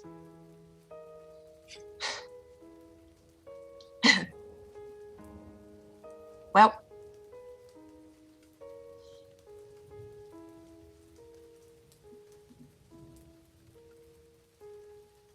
all right. I guess I'll put myself away in my room until we're ready to go. If I'm such a threat. And she goes to her room. She just goes quietly. Doesn't slam the door or anything. She just goes. Okay. And it's at this point that the rest of the party peers through the window. And Levy's already going to like open it and climb out. She's like, okay, bye. Okay. She's like, nope. All right. You roll a dexterity check for me, actually.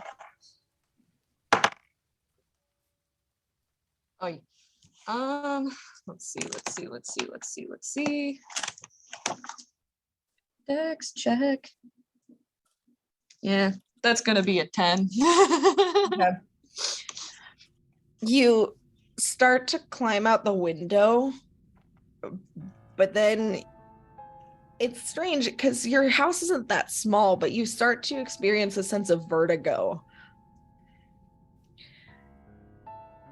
Okay.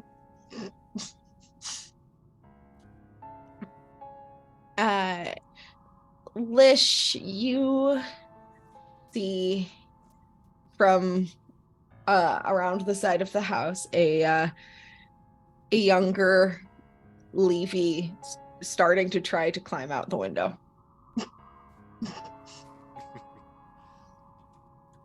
He kind of like raises a brow, like, okay. Just like I'm briefed. She's trying to like climb out the window. Just like He's shut like the fuck about up. I'm to going. speak. He's about to like call out to her, and he sees the. Does Vault see? Roll a perception check. Lish Levy, roll a stealth check. Okay. Lish will direct Demir's attention to what he sees. Please tell me you rolled shit. Hang on. Actually, that's a 17. That's not. I that's rolled not... an 8. Bulk, you're kind of peering through the front window of the house. And you can see the rest of the back family just vanish before your very eyes. Hi, bitches. Does if Lish is pointing Levy out to Demir, does she need to make a perception check? Yeah, you got it. She was pointed out. Okay. How far away from the ground is Levy? Not terribly far. It's just that she's small and got those like preteen wimpy ass little boy arms. Oh, Demir is going to go around and just like, Levy.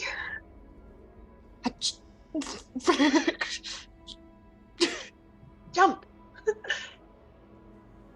And I'll and she'll just fucking like go. She trusts Demir.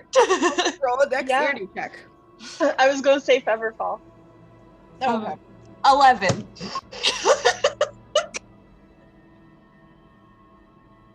All right. Well, I mean, If Featherfall's involved, then Yeah, that lowers the DC. So Demir casts Featherfall, and you climb out the window, and Demir rushes forward and catches you. And as you touch, you become your adult self again. hey, thank you. Fuck. I have so many apologies to make. Shit.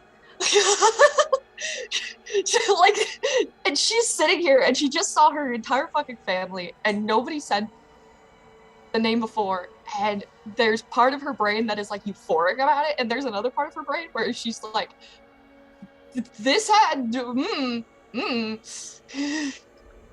the absence of it is gnawing at her. Like, finally, like the sane part of her brain is catching up with what she did when she was not sane, and she's like, fuck. Is everything well? You've escaped? Yeah, they were gonna send me off somewhere. Told me I tried to drown Gracie, which I would never. But what I did do was be just a big stupid idiot. What did you do? I was out of my head, which don't make it okay. Demir, you might want to put me down because you're probably gonna want to drop me when I say this. Okay. Demir will set Levy down. Because you were right, and I'm an idiot. I'm a damn fool. And I'm sorry that I didn't listen to you or Lish. Eyebrow. This is about your hag deal. I'll say the rest of the party catches up at this point. Yeah, and I'm a damn fool. I want to mention that when Tobias sees Levy, he's gonna wrap Levy, Lish, and Demir all in a hug. He's probably also given hugs to all the rest of the party members and shit, but he's just like, doesn't say anything, just wraps them all together because they're alive. Okay. And then He's gonna- Mom just left. Levy, it feels very warm and happy, and just being with these people in this hug, it feels safe and happy and good, way more than being with your other family. When Toby initiates the hug, she's gonna manage somehow to plant a fucking kiss on his cheek and say, "Oh, hi, honey. It's so good to see you. Oh my God. Y'all are the best thing to ever happen to me. And I went and did something stupid without anybody's knowledge.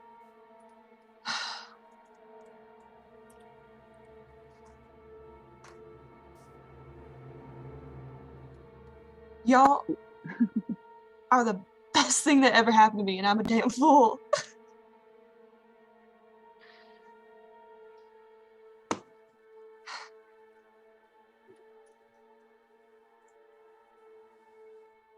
Leafy, you're not a fool. What happened?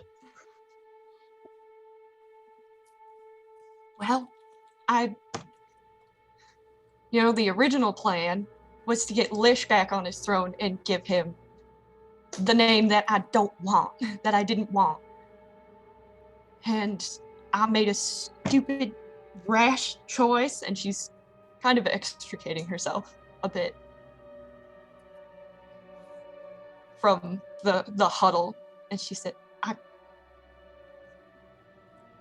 traded that name that I didn't want because I was stupid, and I told myself it didn't mean anything to me, and therefore it would be fine to be without it.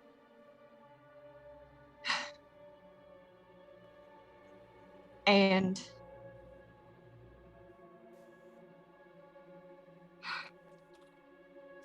I gave it up for some false peace of mind and the right body and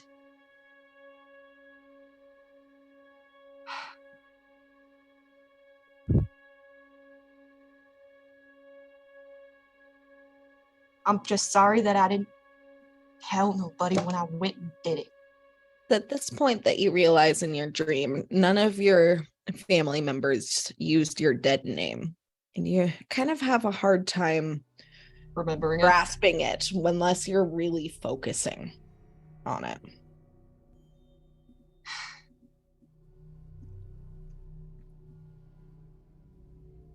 You tried Lish to hide kinda- your name.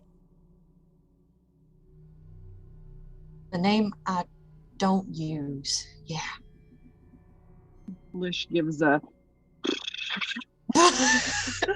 He's Like- tired of these bitches. Like an exasperated.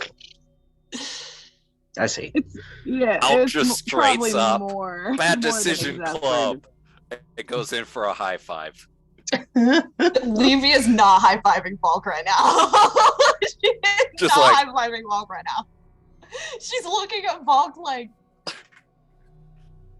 It's at this point that you notice that Malk's kind of moister than usual.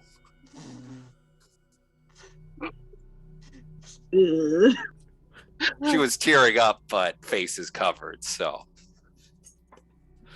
At which point she's just like, oh, okay. And then just kind of pat awkwardly on the back.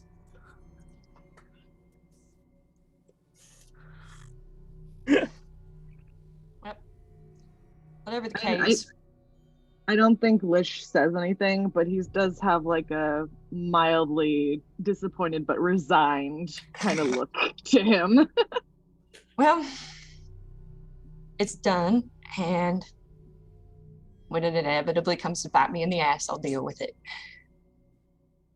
I just wanted to No. come clean. We'll deal with it. I could not ask any of you to help me with that. I could not. You don't have to ask. And yet,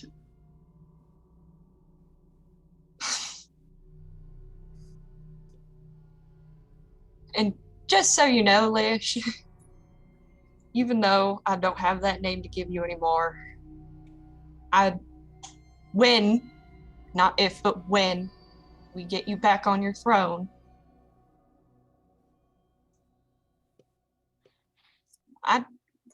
I'd give you the name that matters to me. well, I don't know if that'll be necessary. Necessary or not. I think that to Thelma, your name is probably not something that she couldn't part with for something of more importance to her. These things can be handled. Right.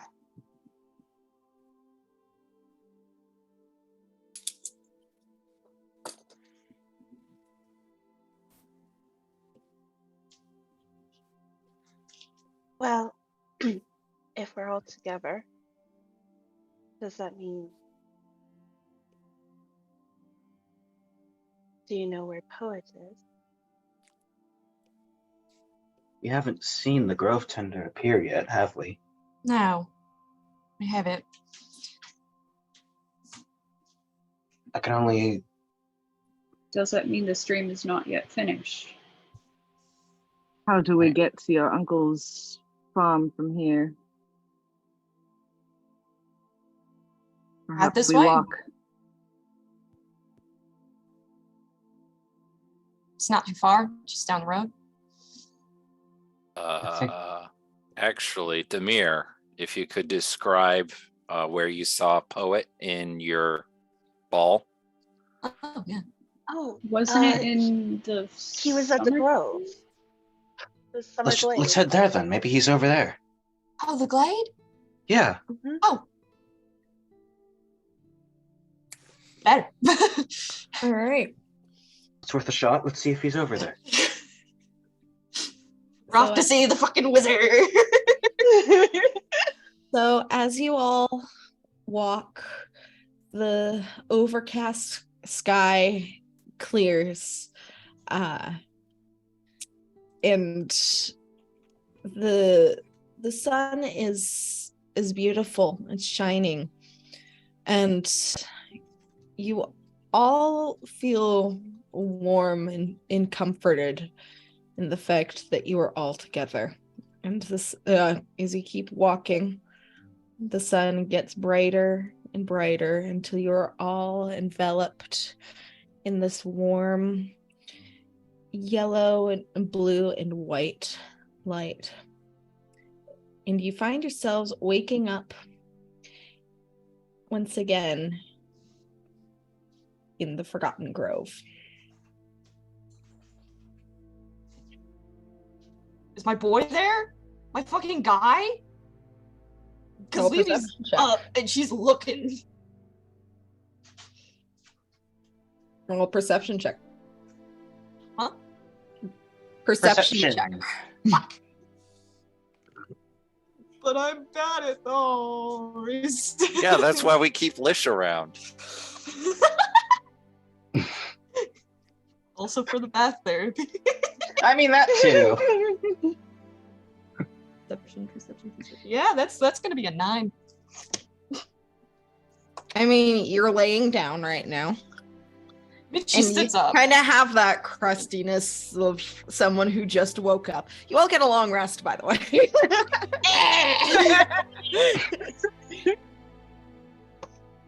Hey yo.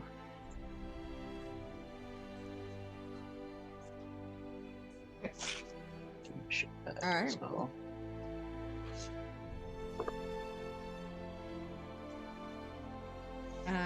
So I'll give you a moment to mark that down.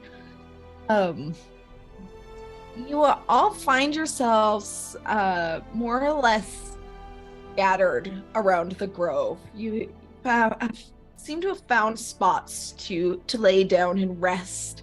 Perhaps you're leaning against a rock or a tree, but it's beautiful. And Levy, you find yourself at the base of a tree, nearby everyone else, nearby where you had camped, and short distance away, leaning against one of the stones, you see a poet dozing lightly, leaning against the rock. She's just gonna, a shriek of abject joy and relief, and she's gonna go get him. Okay. So you run over to Poet, and she just takes one of his hands in both of hers, and she's just got her face buried there, and she's just like shaking and crying. All right, he kind of just blinks awake, and he looks surprised to see you, and he just beams and hugs you tightly back. He said, "Oh, it's so good to see you. How did you get here? What's going on?" And he's just asking a bunch of questions, but he's delighted. She's explaining. She's like, "You left, and I went bonkers, and I left, and Gracie helped me sneak out, and then I don't know what else happened, but I woke up in this field with all these lovely people. I've been thriving, and we got you." I'm so glad to hear it. You look so different. How long has it been? What? I was trying to figure out. He kind of like gestures back towards the tree, trying to figure out how to help you, getting as much information as I could, and I gotta write everything down. And he pulls out his journal and starts like trying to scribble everything he can remember learning from the Plane of Dreams. I got you something too, but hang on, I'll give it to you in a sec. She's Tobias just she's just kinda- ugly crying. Tobias just murmurs in the background. Are we sure they're not actually siblings? Wouldn't that be the scandal of the fucking century right there? Yeah. Demir. yeah, I was go. gonna say while Poet is scribbling, real fast, Demir is going to go and collect Lish first by the hand, and then she's going to go and collect Toby by the hand. She has two hands. Aaron's gonna give Levy and Poet some space and go see if he can find where Sniv and the Pixies are. Sniv and the Pixies are up on a rock relatively near where Valk woke up, actually. The Pixies seem to be trying to figure out how to put a flower crown together for Sniv, while Sniv is doing something with alchemical supplies, an alchemical set that you're not sure where it came from, but he's working on something. And he seems that Demir's? I was gonna say, is my alchemical set still on me? it is not. But It he could seems be Tobias's because I forget that he actually has alchemist supplies. I've forgotten this. yeah, Demir, you go to check God. and yours is not there. But Sniv seems to have made several vials of something. Sniv got levels. God. I'm concerned. I scoop up Sniv and I'm like, it's good to see you, buddy. And then I just kind of have him on my hip like a mom with a child. All right. He's like kind of like making grabby hands towards what he was working on. And like, what? And I set him back down. I was like, oh, what you working on, buddy? I'm making poisons. Good for you. No, they're for you. You can put them on your hammer. Or in people's drinks, I don't care. But they're for you. Thank you. There's Moral like, implication of using poisons as a paladin. I mean, we never checked if there was a rat problem at the house. Or mouse problem, rather. Sorry. he Ants, maybe? Roaches? yeah, it for the purposes of this, it's essentially the stats of crawler mucus, and you have 3 vials.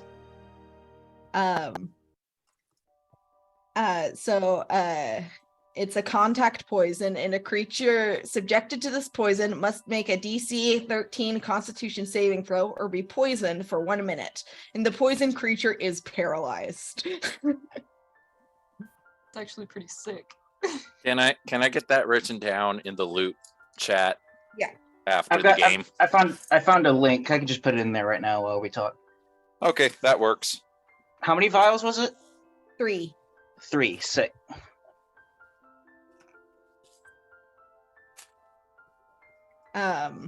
It's essentially the stats of that, and not exactly what it is, but it's what Sniv made. It's what it is functionally. Yeah. Where the hell did... There, fixed. And Poet is just continuing to write everything down next to you. He's also kind of ugly crying a little. But he's doing that thing like, I gotta get this done before I forget. I've forgotten too many dreams when I wake up. It's okay. It's okay. I got you something though. You didn't You're have gonna to like do it. that. You're gonna like it. Trust me. Okay. And he kind of pauses writing for a moment and sets the book aside and holds out an amulet to you.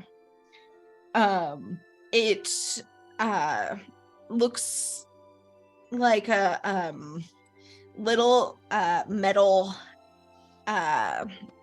what's the word I'm looking for? Kind of bronzy owl with 2 gemstones for eyes. Sending you the stats for that right now. And says, I saw that and I thought of you and I was gonna bring it back for you. I missed you so much. I missed you too. So much has happened. I wouldn't pick a proper name for myself, and I met all these lovely people. And yeah, can you introduce me? Yes. She's standing up and she's like hauling him up, and she's like, these are my traveling and adventuring companions. We call ourselves the Wild Roses. And she goes down the line and she's like, and that's Tobias and Hawk. They're such amazing archers, and she's like, she can't stop herself from fucking stimming every single time. And fucking and Lish, he's just an amazing druid, and Demir, she's a lovely cook, and Volk, she's strong, and Aaron's a very good friend of mine, and Heard so much about you. Oh, it's so nice to meet you. To meet you all. And the rest of you, by the way, see a tiefling with red skin, and long dark hair.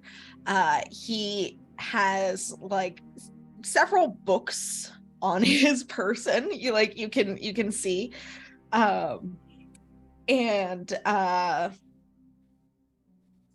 He is wearing a long skirt, and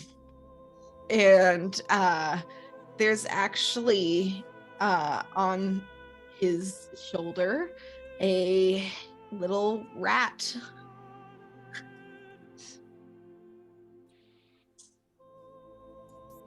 Oh no, more pets. More pets. And it's so nice to meet you all, and thank you for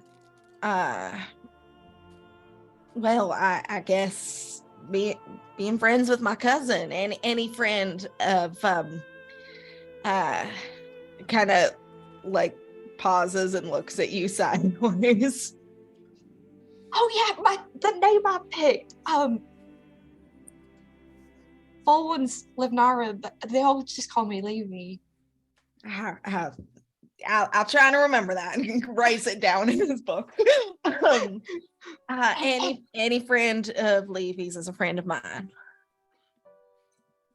And she actually takes a second. She says one moment to them, and she takes a second and she whispers into Bowen's ear, "Okay, but sometimes I do kiss." Fucking, and she points out Joey, Lish, and Demir.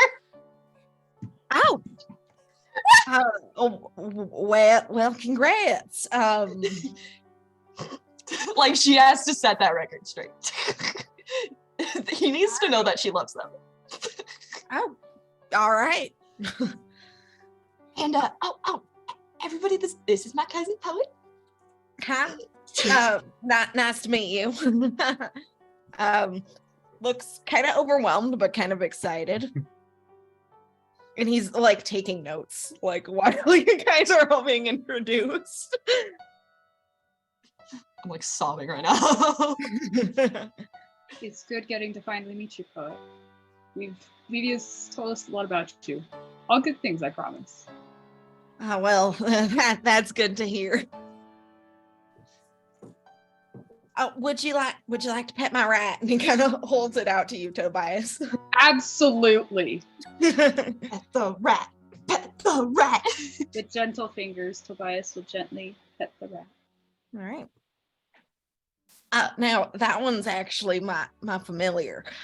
So sometimes I can kind of see through his eyes. Oh, I have one of those. And he'll like gesture for Biog to pop out of his hood. Biog kind of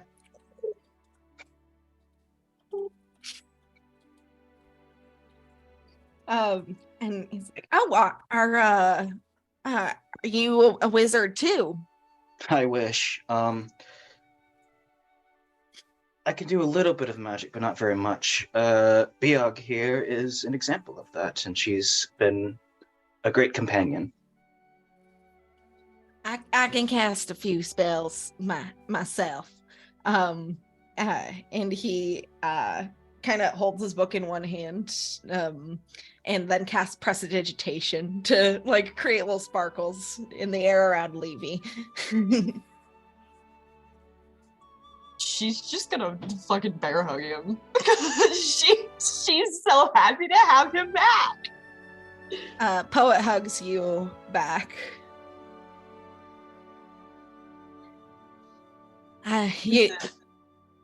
Why I don't understand why he came out all this way just for me. I would have come back. Well, you didn't, and I got worried, and she's gonna pull out the fucking letter that he left with her, and she's going to gently smack him in the face with it. This probably could have handled that better, but I just wanted to help. I appreciate it. Don't disappear on me. I will try my hardest not to. Thank you. Gave me a damn heart attack or something. Broke my brain a little bit. I'm sorry. I didn't mean to. I know. You're forgiven. Just do it again. Kind of like looks around. Oh, hold on a moment. And he starts going back over to the big tree with the fruit hanging from it. Levy's putting the amulet on, by the way, and she's just like, okay. She's like admiring it, and she's like, she shows it to Tobias, and she's like, ew. It is something you will have to attune to. That's fine. Okay, I'm just letting you know. Hawk, you're following Poet to the tree. Yes, because he also wanted to do something at the tree. Okay. I think Lish might tag along with that as well. Okay. Fire. Destroy the tree. Poet reaches up and picks one of the fruit again. You don't intend to go back so soon, do you? Oh, no. I mean, I love more time with my cousin in real life instead of just dream version. But actually, it's a funny story. In order to get here, I ended up asking this old lady for directions, and in exchange for the directions, I promised I'd get her one of the fruits. Ah, I see. Okay. Oh yes, the hag. Now just meant to like. So that's I gotta what track her down again. We could probably help with that. Would you be able to? We're very. You could say we're a little adept at tracking things and people down. Some more than others. Well, I mean, if you're able to find me. Yeah, exactly. But he kind of like tucks the fruit into his bag.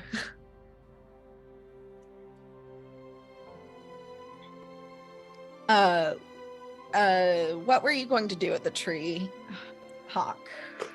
He was going to walk up and like just put a hand on the trunk And he doesn't know if the being who planted the grove still has a connection to it across planes. But he's going to mutter, like, why would you show me that? There's no response. Hawk frankly doesn't know what he was expecting. Okay. He sort of like looks down a little bit.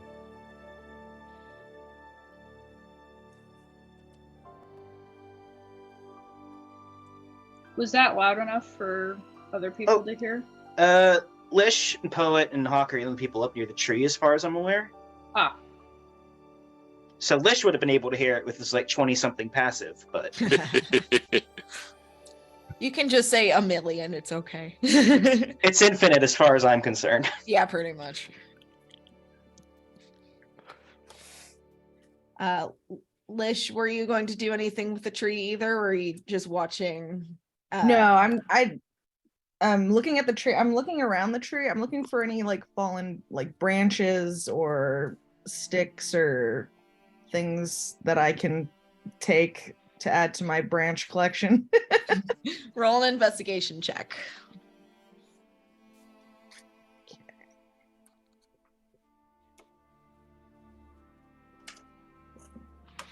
Oh, that is a natural 21. All right.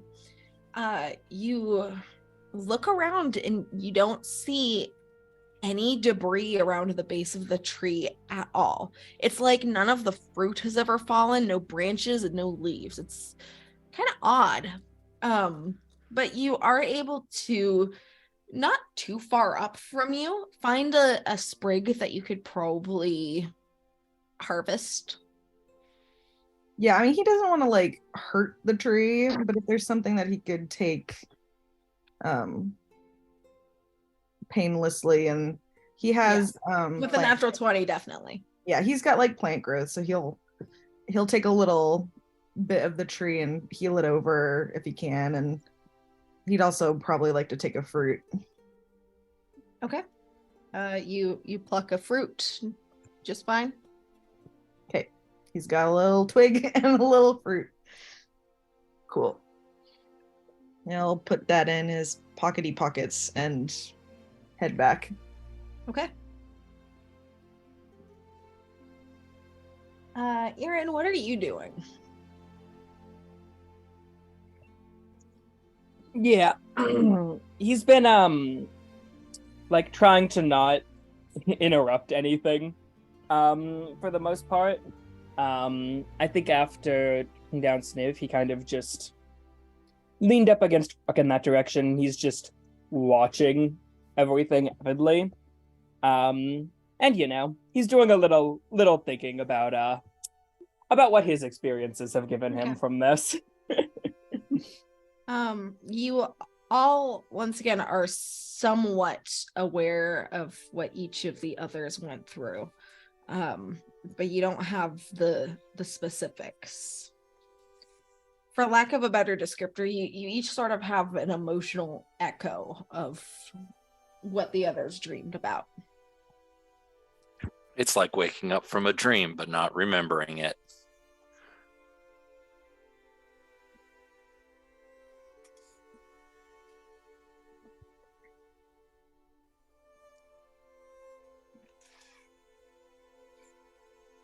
So if people in the party are feeling echoes from each other's dreams, what was each person's like, I guess, major emotion or final emotions that they felt when the dream was ending? That's a good question. For Hawks, maybe fear and mourning.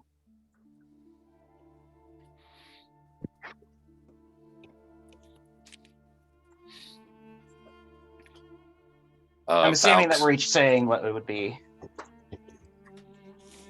Yeah, Valks would be like a combination of bloodlust and victory. Elation. Aaron also looks triumphant, but also really confused. Like he got something, but he has no idea what to do with it.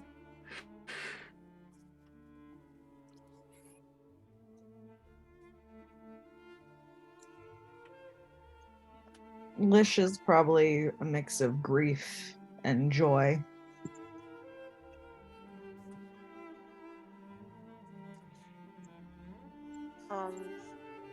Demir would be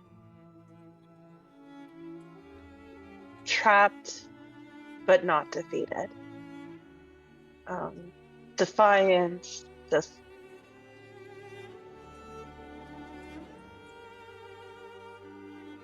yeah.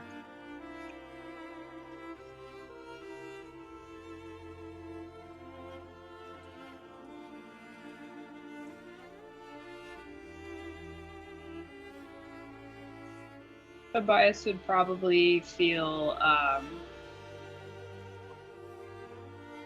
mixture of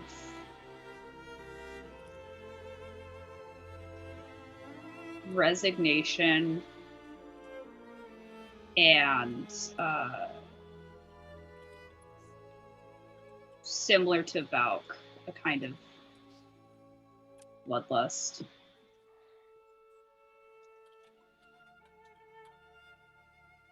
Levy.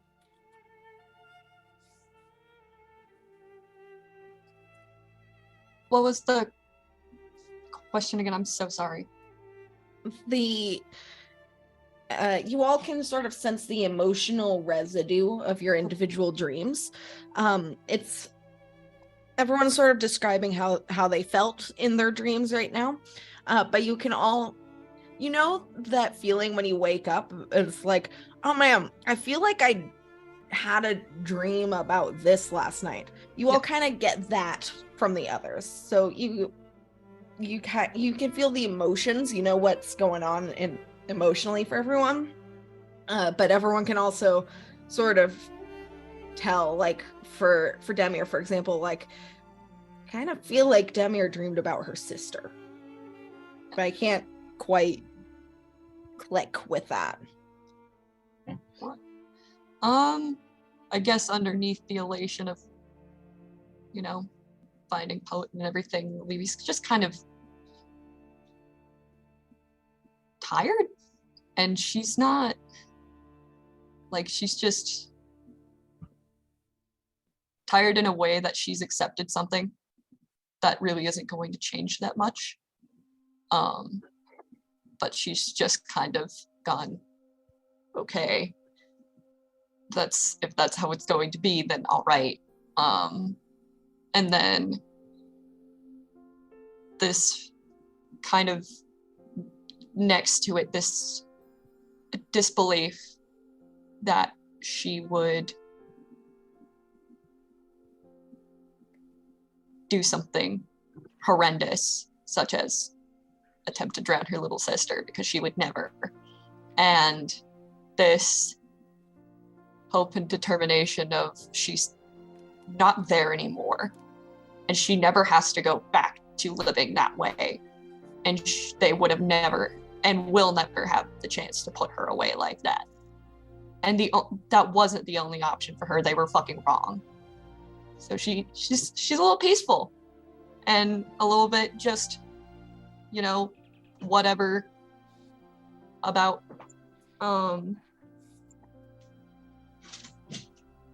the whole thing of kind of the situation presented to her in that dream. She's like, well, even if they never accept me, I'm not there, so whatever.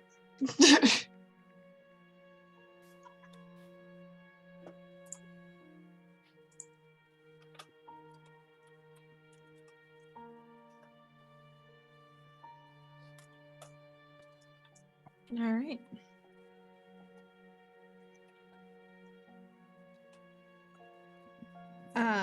And as I said before, you all get the sort of vibes of each other's dream, but no details.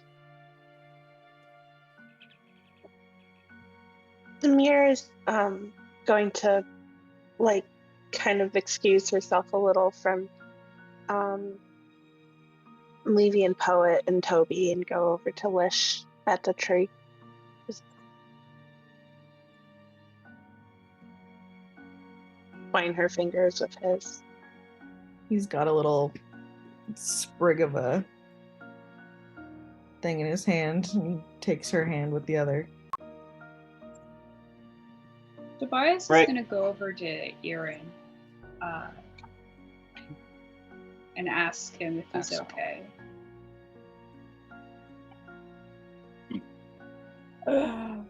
Oh, yeah.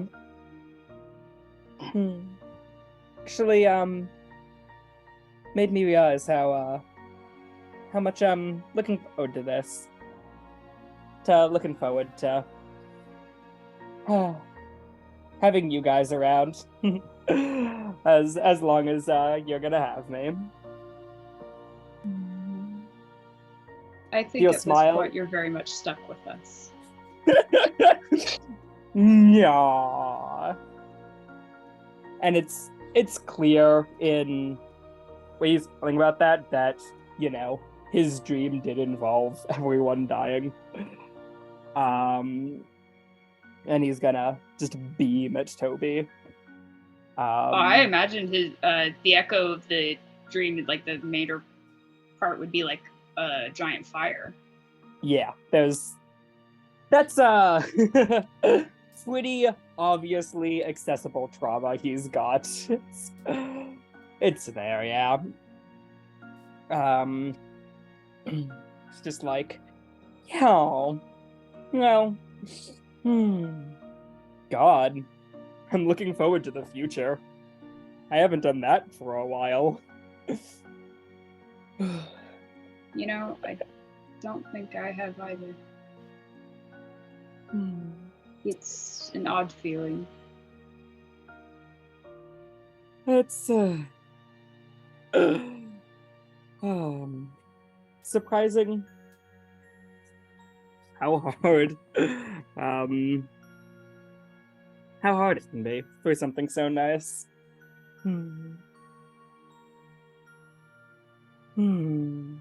Are you all right?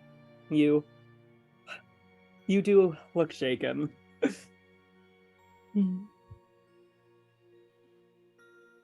Yeah, if I'm correct, the echoes that people would probably feel from Tobias, apart from the emotions of resignation and intense bloodlust,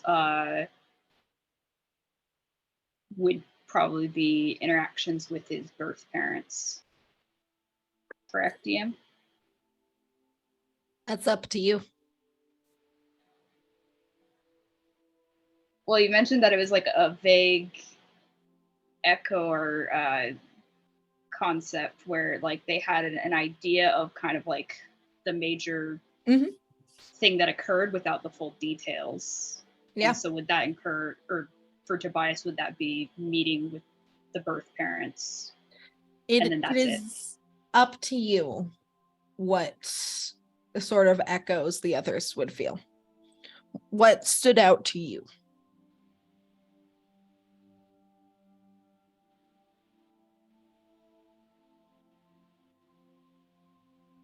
I guess in Tobias's sense, the echoes of what stood out to him would be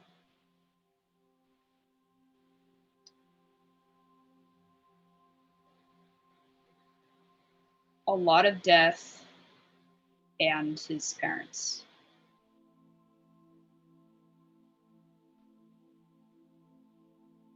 Yeah, that makes sense. So yeah, to Aaron's question of asking him, I didn't know if you wanted to add more to.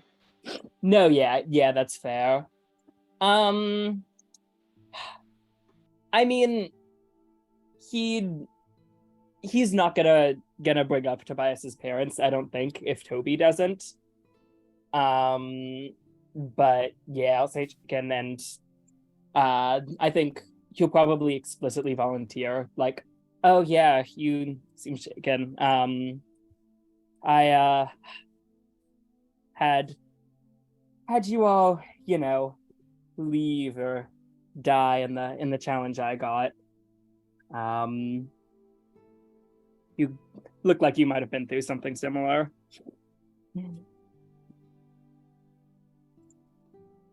Yeah. I Mine started with the aftermath of me losing control. That, yeah. That doesn't sound fun.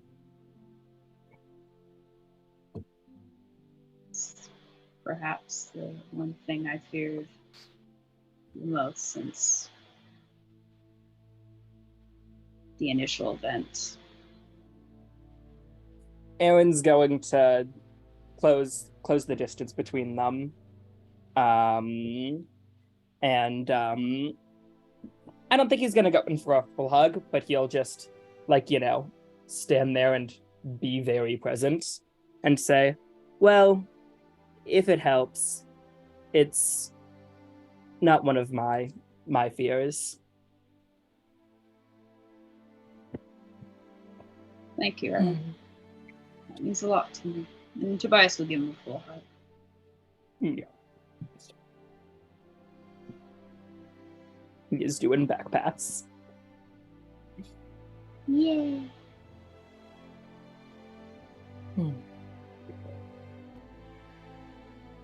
I flew on my own wings. Holy shit.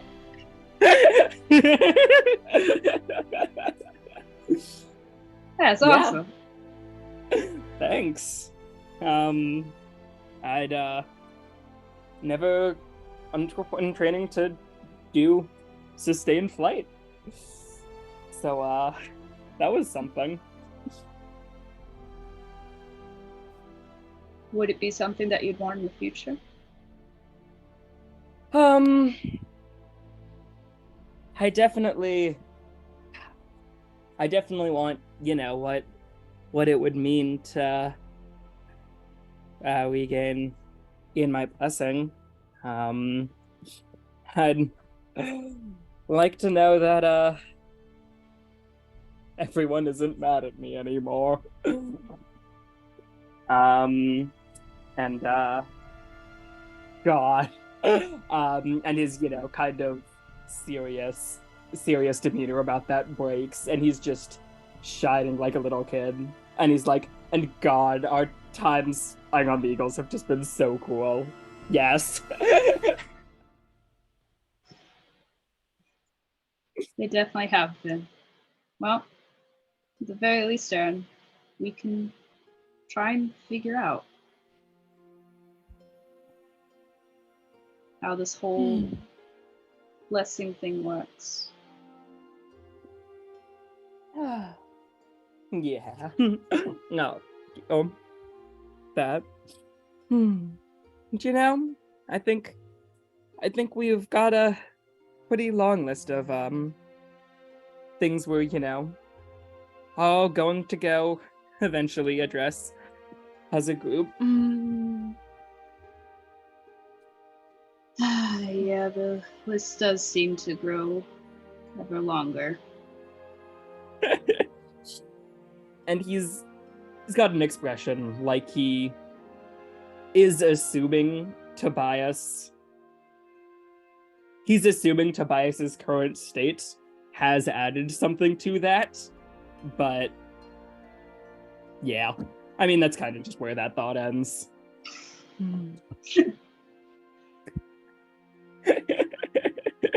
Well, shall we rejoin the rest? Oh, yeah. You know, now that we've got Ort back, I think I'd like to do a celebratory painting of him. Ooh, that'd be a good idea. Deal. We'll mosey on over. We should do a group shot. Aaron's just our fucking photographer. Well, like, yeah, just stand still there for the next several hours. Well, Demir can minor illusion Aaron into the group even. I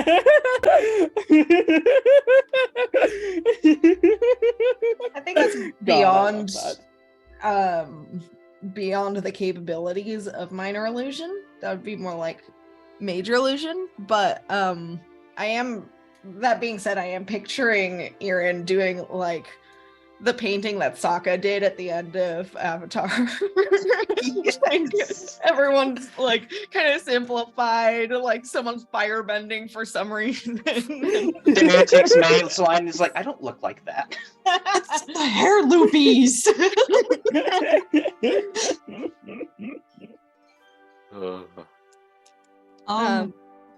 I wanted to ask if Demir went off to the tree with everybody. Demir went over to Lish. Who is at the tree? So Yeah. Okay. Got a If- little thing. If Hawk and Poet are gonna nerd out about familiars, Levy's gonna do some rounds and kind of check on people. Hawk's A still little very bit. much like he's just like on the tree. Yeah. You couldn't see my arm touching my monitor, but I swear it was happening. Oh right. Fuck. So since Poet is not occupied with nerding out about his familiar, she's gonna say, I think I need to just check in with everybody real quick, if you don't mind. Definitely go for it. I mean, I don't want to keep you if you got stuff to do. No, I'll be right back. It's just Okay. taking care of everybody. Yeah. No, I understand. Don't worry. Trying to. I can take more notes. And he pulls out his book again and just plops right down on the ground and keeps going. I love him so much. This big dumb nerd. And I'm actually gonna say that the first person she goes up to is Toby. Because he seems like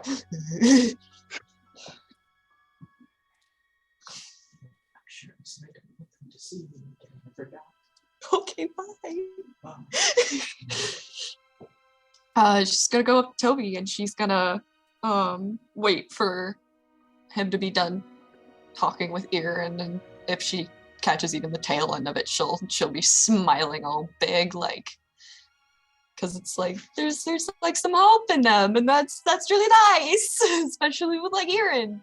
And she'll kind of wait for that the social opening in the conversation and kind of come up to both of them and go, hey, I just wanted to check on everybody. Everybody seems pretty shaken up.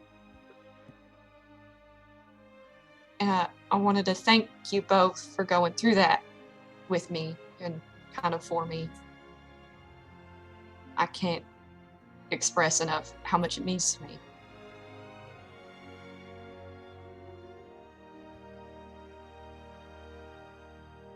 You all right? Is everybody all right? Lish will just kind of nod and say it was quite an experience. Just really thank you. Thank you so much. I think for everyone, when I say it was a trade we were happy to make.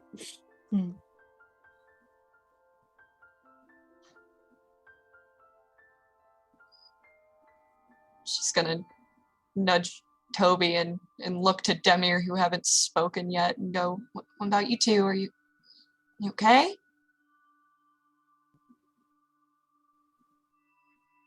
We're gonna be? I'll survive, but I'd say it was worth it. It means helping you and finding Poet again.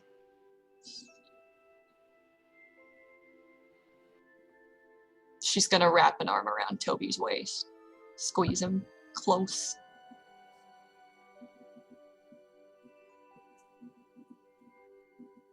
Can't hear you. Yeah. Can't hear you. Sorry about that. I All was good. muted. Double muted. Demir, I'm glad we got Poet back. I'm sorry it came at a cost to you guys. No cost. I'm not hurt. Insight check. Roll an insight check. He's actually been at 1 hit point this entire time. Tobias is Yes. gonna fucking insight check as well. Fucking 16. Tobias also got a 16. Fuck. She seems fun. God Bitch. damn it, you lying ass bitch. Hang on. If it meets, it beats. Yeah, I know. I rolled a dirty 20. Or I'm Okay. sorry. Actually, that would be. Wait, hold on. Let me do Mhm. my math. Do you think it's higher or lower? It's either a dirty 20 or a dirty 21. It's a dirty 20. Okay. Okay. Sneaky bitch. You do have that echo. The echo of the no. that everybody can see. believe he's gonna tilt her, like cant her head at Demir, kind of thunk it against Toby's shoulder and go, Tobias last Demir, are you lying to us?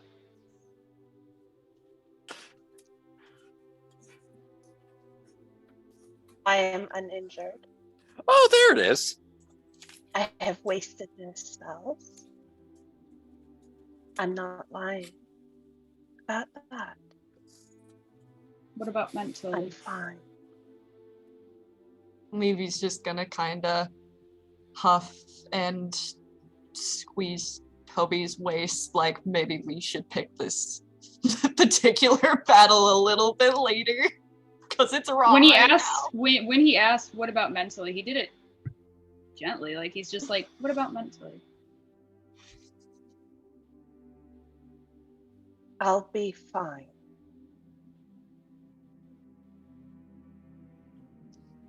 Just wanted to check. Whatever the case, I really appreciate it. Of course.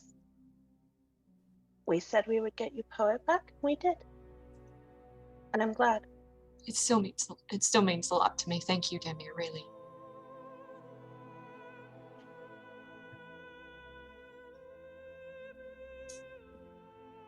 Of course. And thank you again for for calling me out before we even went in there, for being a sneaky little shit.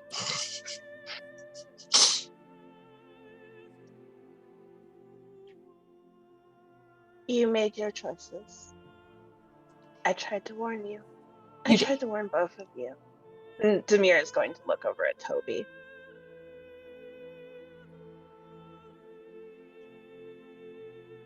I told you both. Don't say I didn't. You did, and you were right. Sorry, I didn't listen. I really should. Loss. I'll deal with it. Thank you, Demir.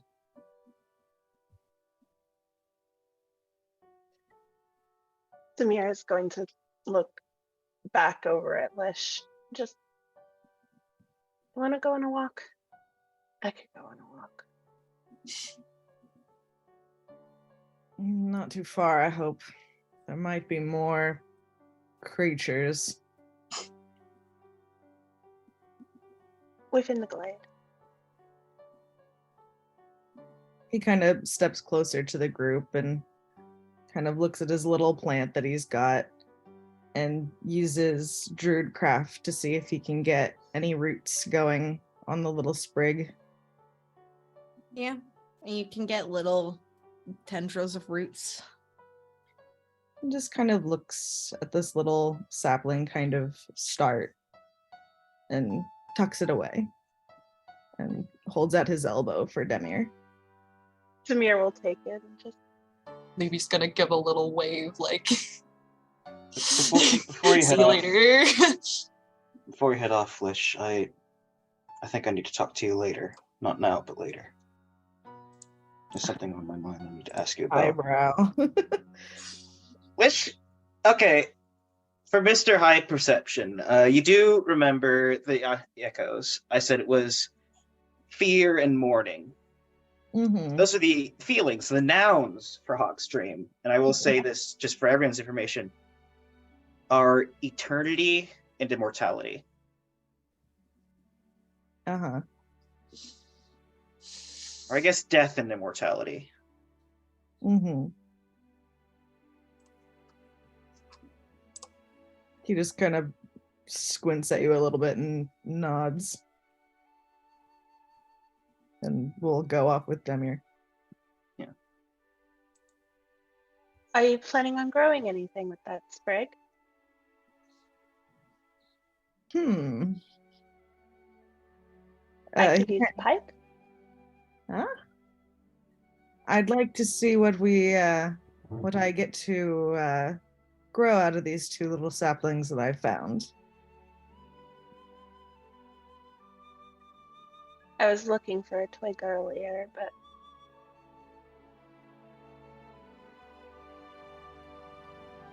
Well, you might have to wait a little bit longer, but I think that I could make something happen for you.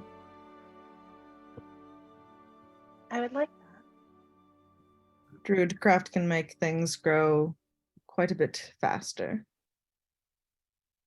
Though I cannot promise that my craftsmanship will be any more efficient than when crafting my own pipe. Though, however, I will say that I feel that I've gotten a lot more practice.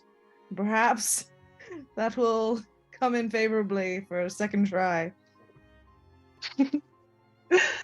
Demir just kind of laughs a little and tucks herself closer. And since she has his elbow, she's going to, as they're walking, just kind of undoing the wrap around her wrist and checking the tattoo is still there. And she's just going to put like the wrapping and her bracer that she usually wears, like the gloves, and she's just putting them in her bag. She's not even bothering to put it back on. Kind of notices this and tilts his head a little bit of a smile. Once we're far enough away from the group that we're not like immediately in overhearing range, Demir is going to switch to Manhabi, and we never really had a wedding, did we? Well, what do you consider a wedding by Marhabi traditions, I suppose? Any? Like a ceremony.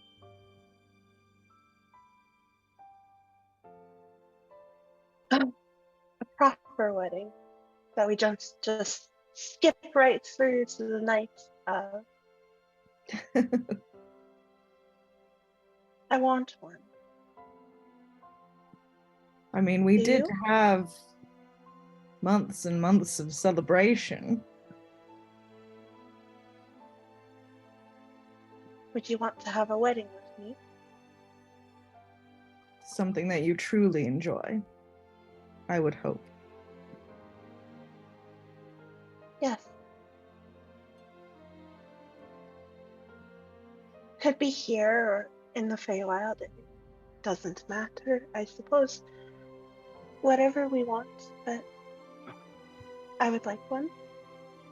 And in the meantime, I want the world to know that we're together.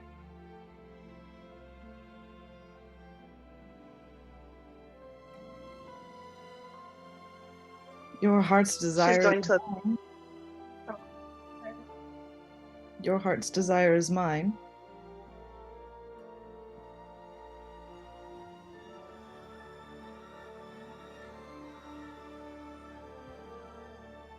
It would seem only fitting to commit to ink together.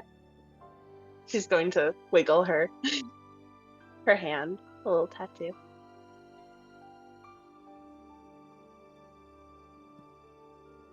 Kind of tilts his head like, When we get back to civilization, maybe we can find a place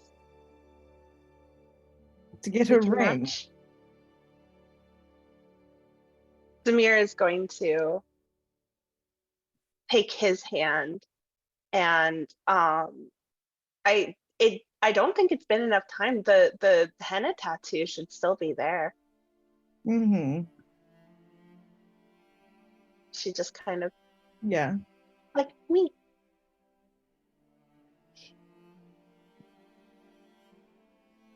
He looks very touched. Like it's almost like he can't believe it a little bit. Just like that kind of raw surprise. But it's like soft.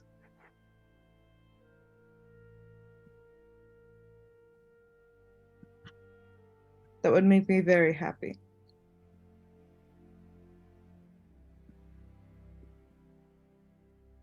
Me too.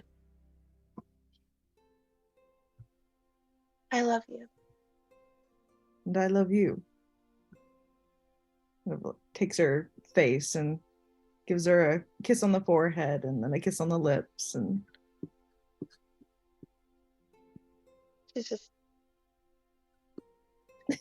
go and kiss him back. And here. She's going to like kind of manhandle him around until she can pull into the bag of holding and kind of mess around in there, and come out from the jewelry box with a little it's a golden ring, and it has sapphires and diamonds set into it around the edge. And she's just, for now, this ring. he'll hold his hand out to her. Puts it on his finger. He like moves all of his other like little rings around to make sure it's like the only one there. Yeah.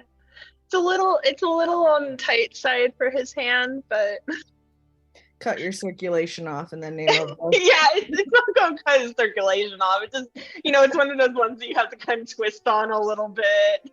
Uh-huh. For now.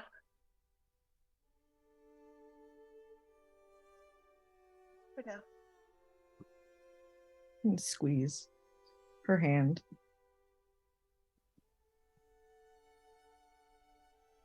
You're mine. And I am yours.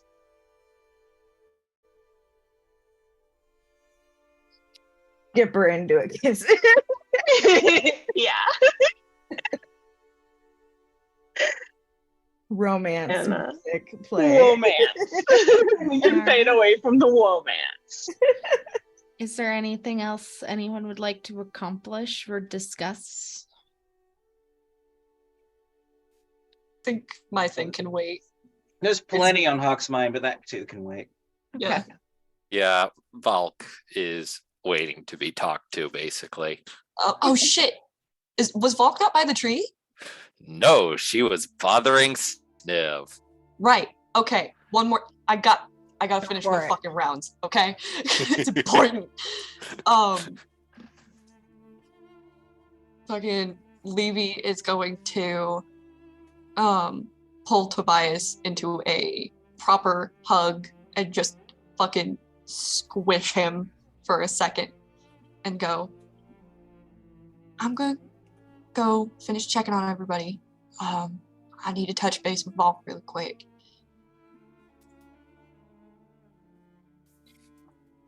Do you think Trying to make sure I get everyone's names right. She's the one with the feathers, right? it's Toby she's talking to? She's over by Toby.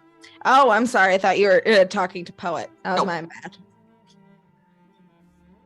And she's gonna tug his hair behind his ear and give him a kiss on the tip of his nose and say,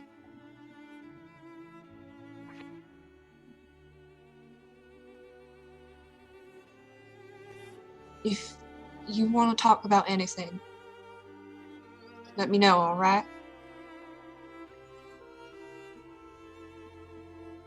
I will. Do what you need to do, love. Alright. She'll give him another fucking kiss on the nose because she is so happy and she cannot contain herself. And she'll go, I'll be right back, love. Alright? See you soon. And she'll go find Volk.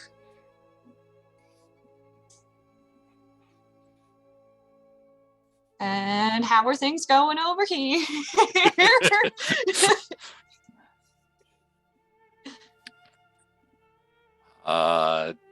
Judging by, I can't just say vibes because that's anachronistic, but judging by the vibes that everyone's giving off, I got off probably the lightest. Still, your efforts towards bringing Poet home with all of us, I really appreciate it, Volk. I was telling everybody over there, but just thank you.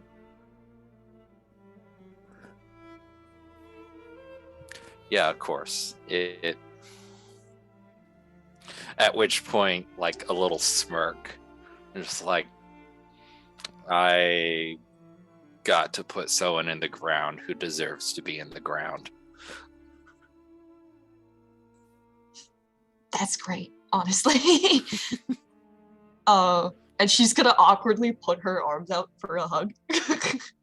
Because Volk, I don't think she's ever seen Volk just hug somebody.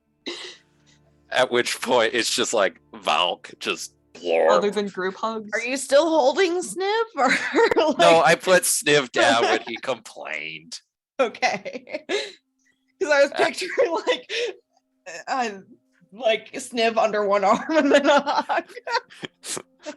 Hey, no, Sniv complained, at which point Valk just kind of went, just blorp. Because tall, you just get just tits and face muscles. Another motorboating victim. At which point, Valk's just like, I'm happy to have been able to help you. And of course, you'll tell me if you need help with anything, right? And just, at which point you see even more Spiky T smile and just like, of course. Good. She is not intimidated by Spiky T. and she's gonna just give Sniv a pat on the head, and she's gonna go back to Poet because she has catching up to do. All right. Val kind of trails behind. So, as you make your way back over to Poet, that's where we will call session. Woo! God, this was good. And Look, Thank you for playing, guys. You all level up. hey, something else to do before I Oh head God, level 10. up. Therapy, a successful rescue mission, and a level? Halfway through, guys. Have we all brained on what our level 10 outfits are going to be? If so, we should post what that difference is in the character descriptions chat. Hawk doesn't have a Yeah. different one. I have plans for him. Okay. I mean, please feel free to post an updated description, character descriptions, any new scars, any new outfits, any new haircuts, whatever you guys like. Yeah, and this can include things that we're going to buy when we're back in town, or For things sure. that we've bought over time, I'm sure. Yeah. Because like our next destination is Legacy Quarry, isn't it? Maybe. least I would Not hope up so. to me. All right, We'll Um, decide on I'll that. figure it out. But just- anyway, Thank you Thank all you. so much. thank you for Thank playing, you. guys. Thank you you so Especially much. thank you to the DM. You are a fucking relic. My God, a national Oh my treasure. god. Nicolas Cage is going to session break was- into your house. It's gonna gonna get steal captivated. you. Steal you, Anyway, guys, we'll Put see two you in a next time. British Museum. Bye guys. Bye. Have a good day. Be around.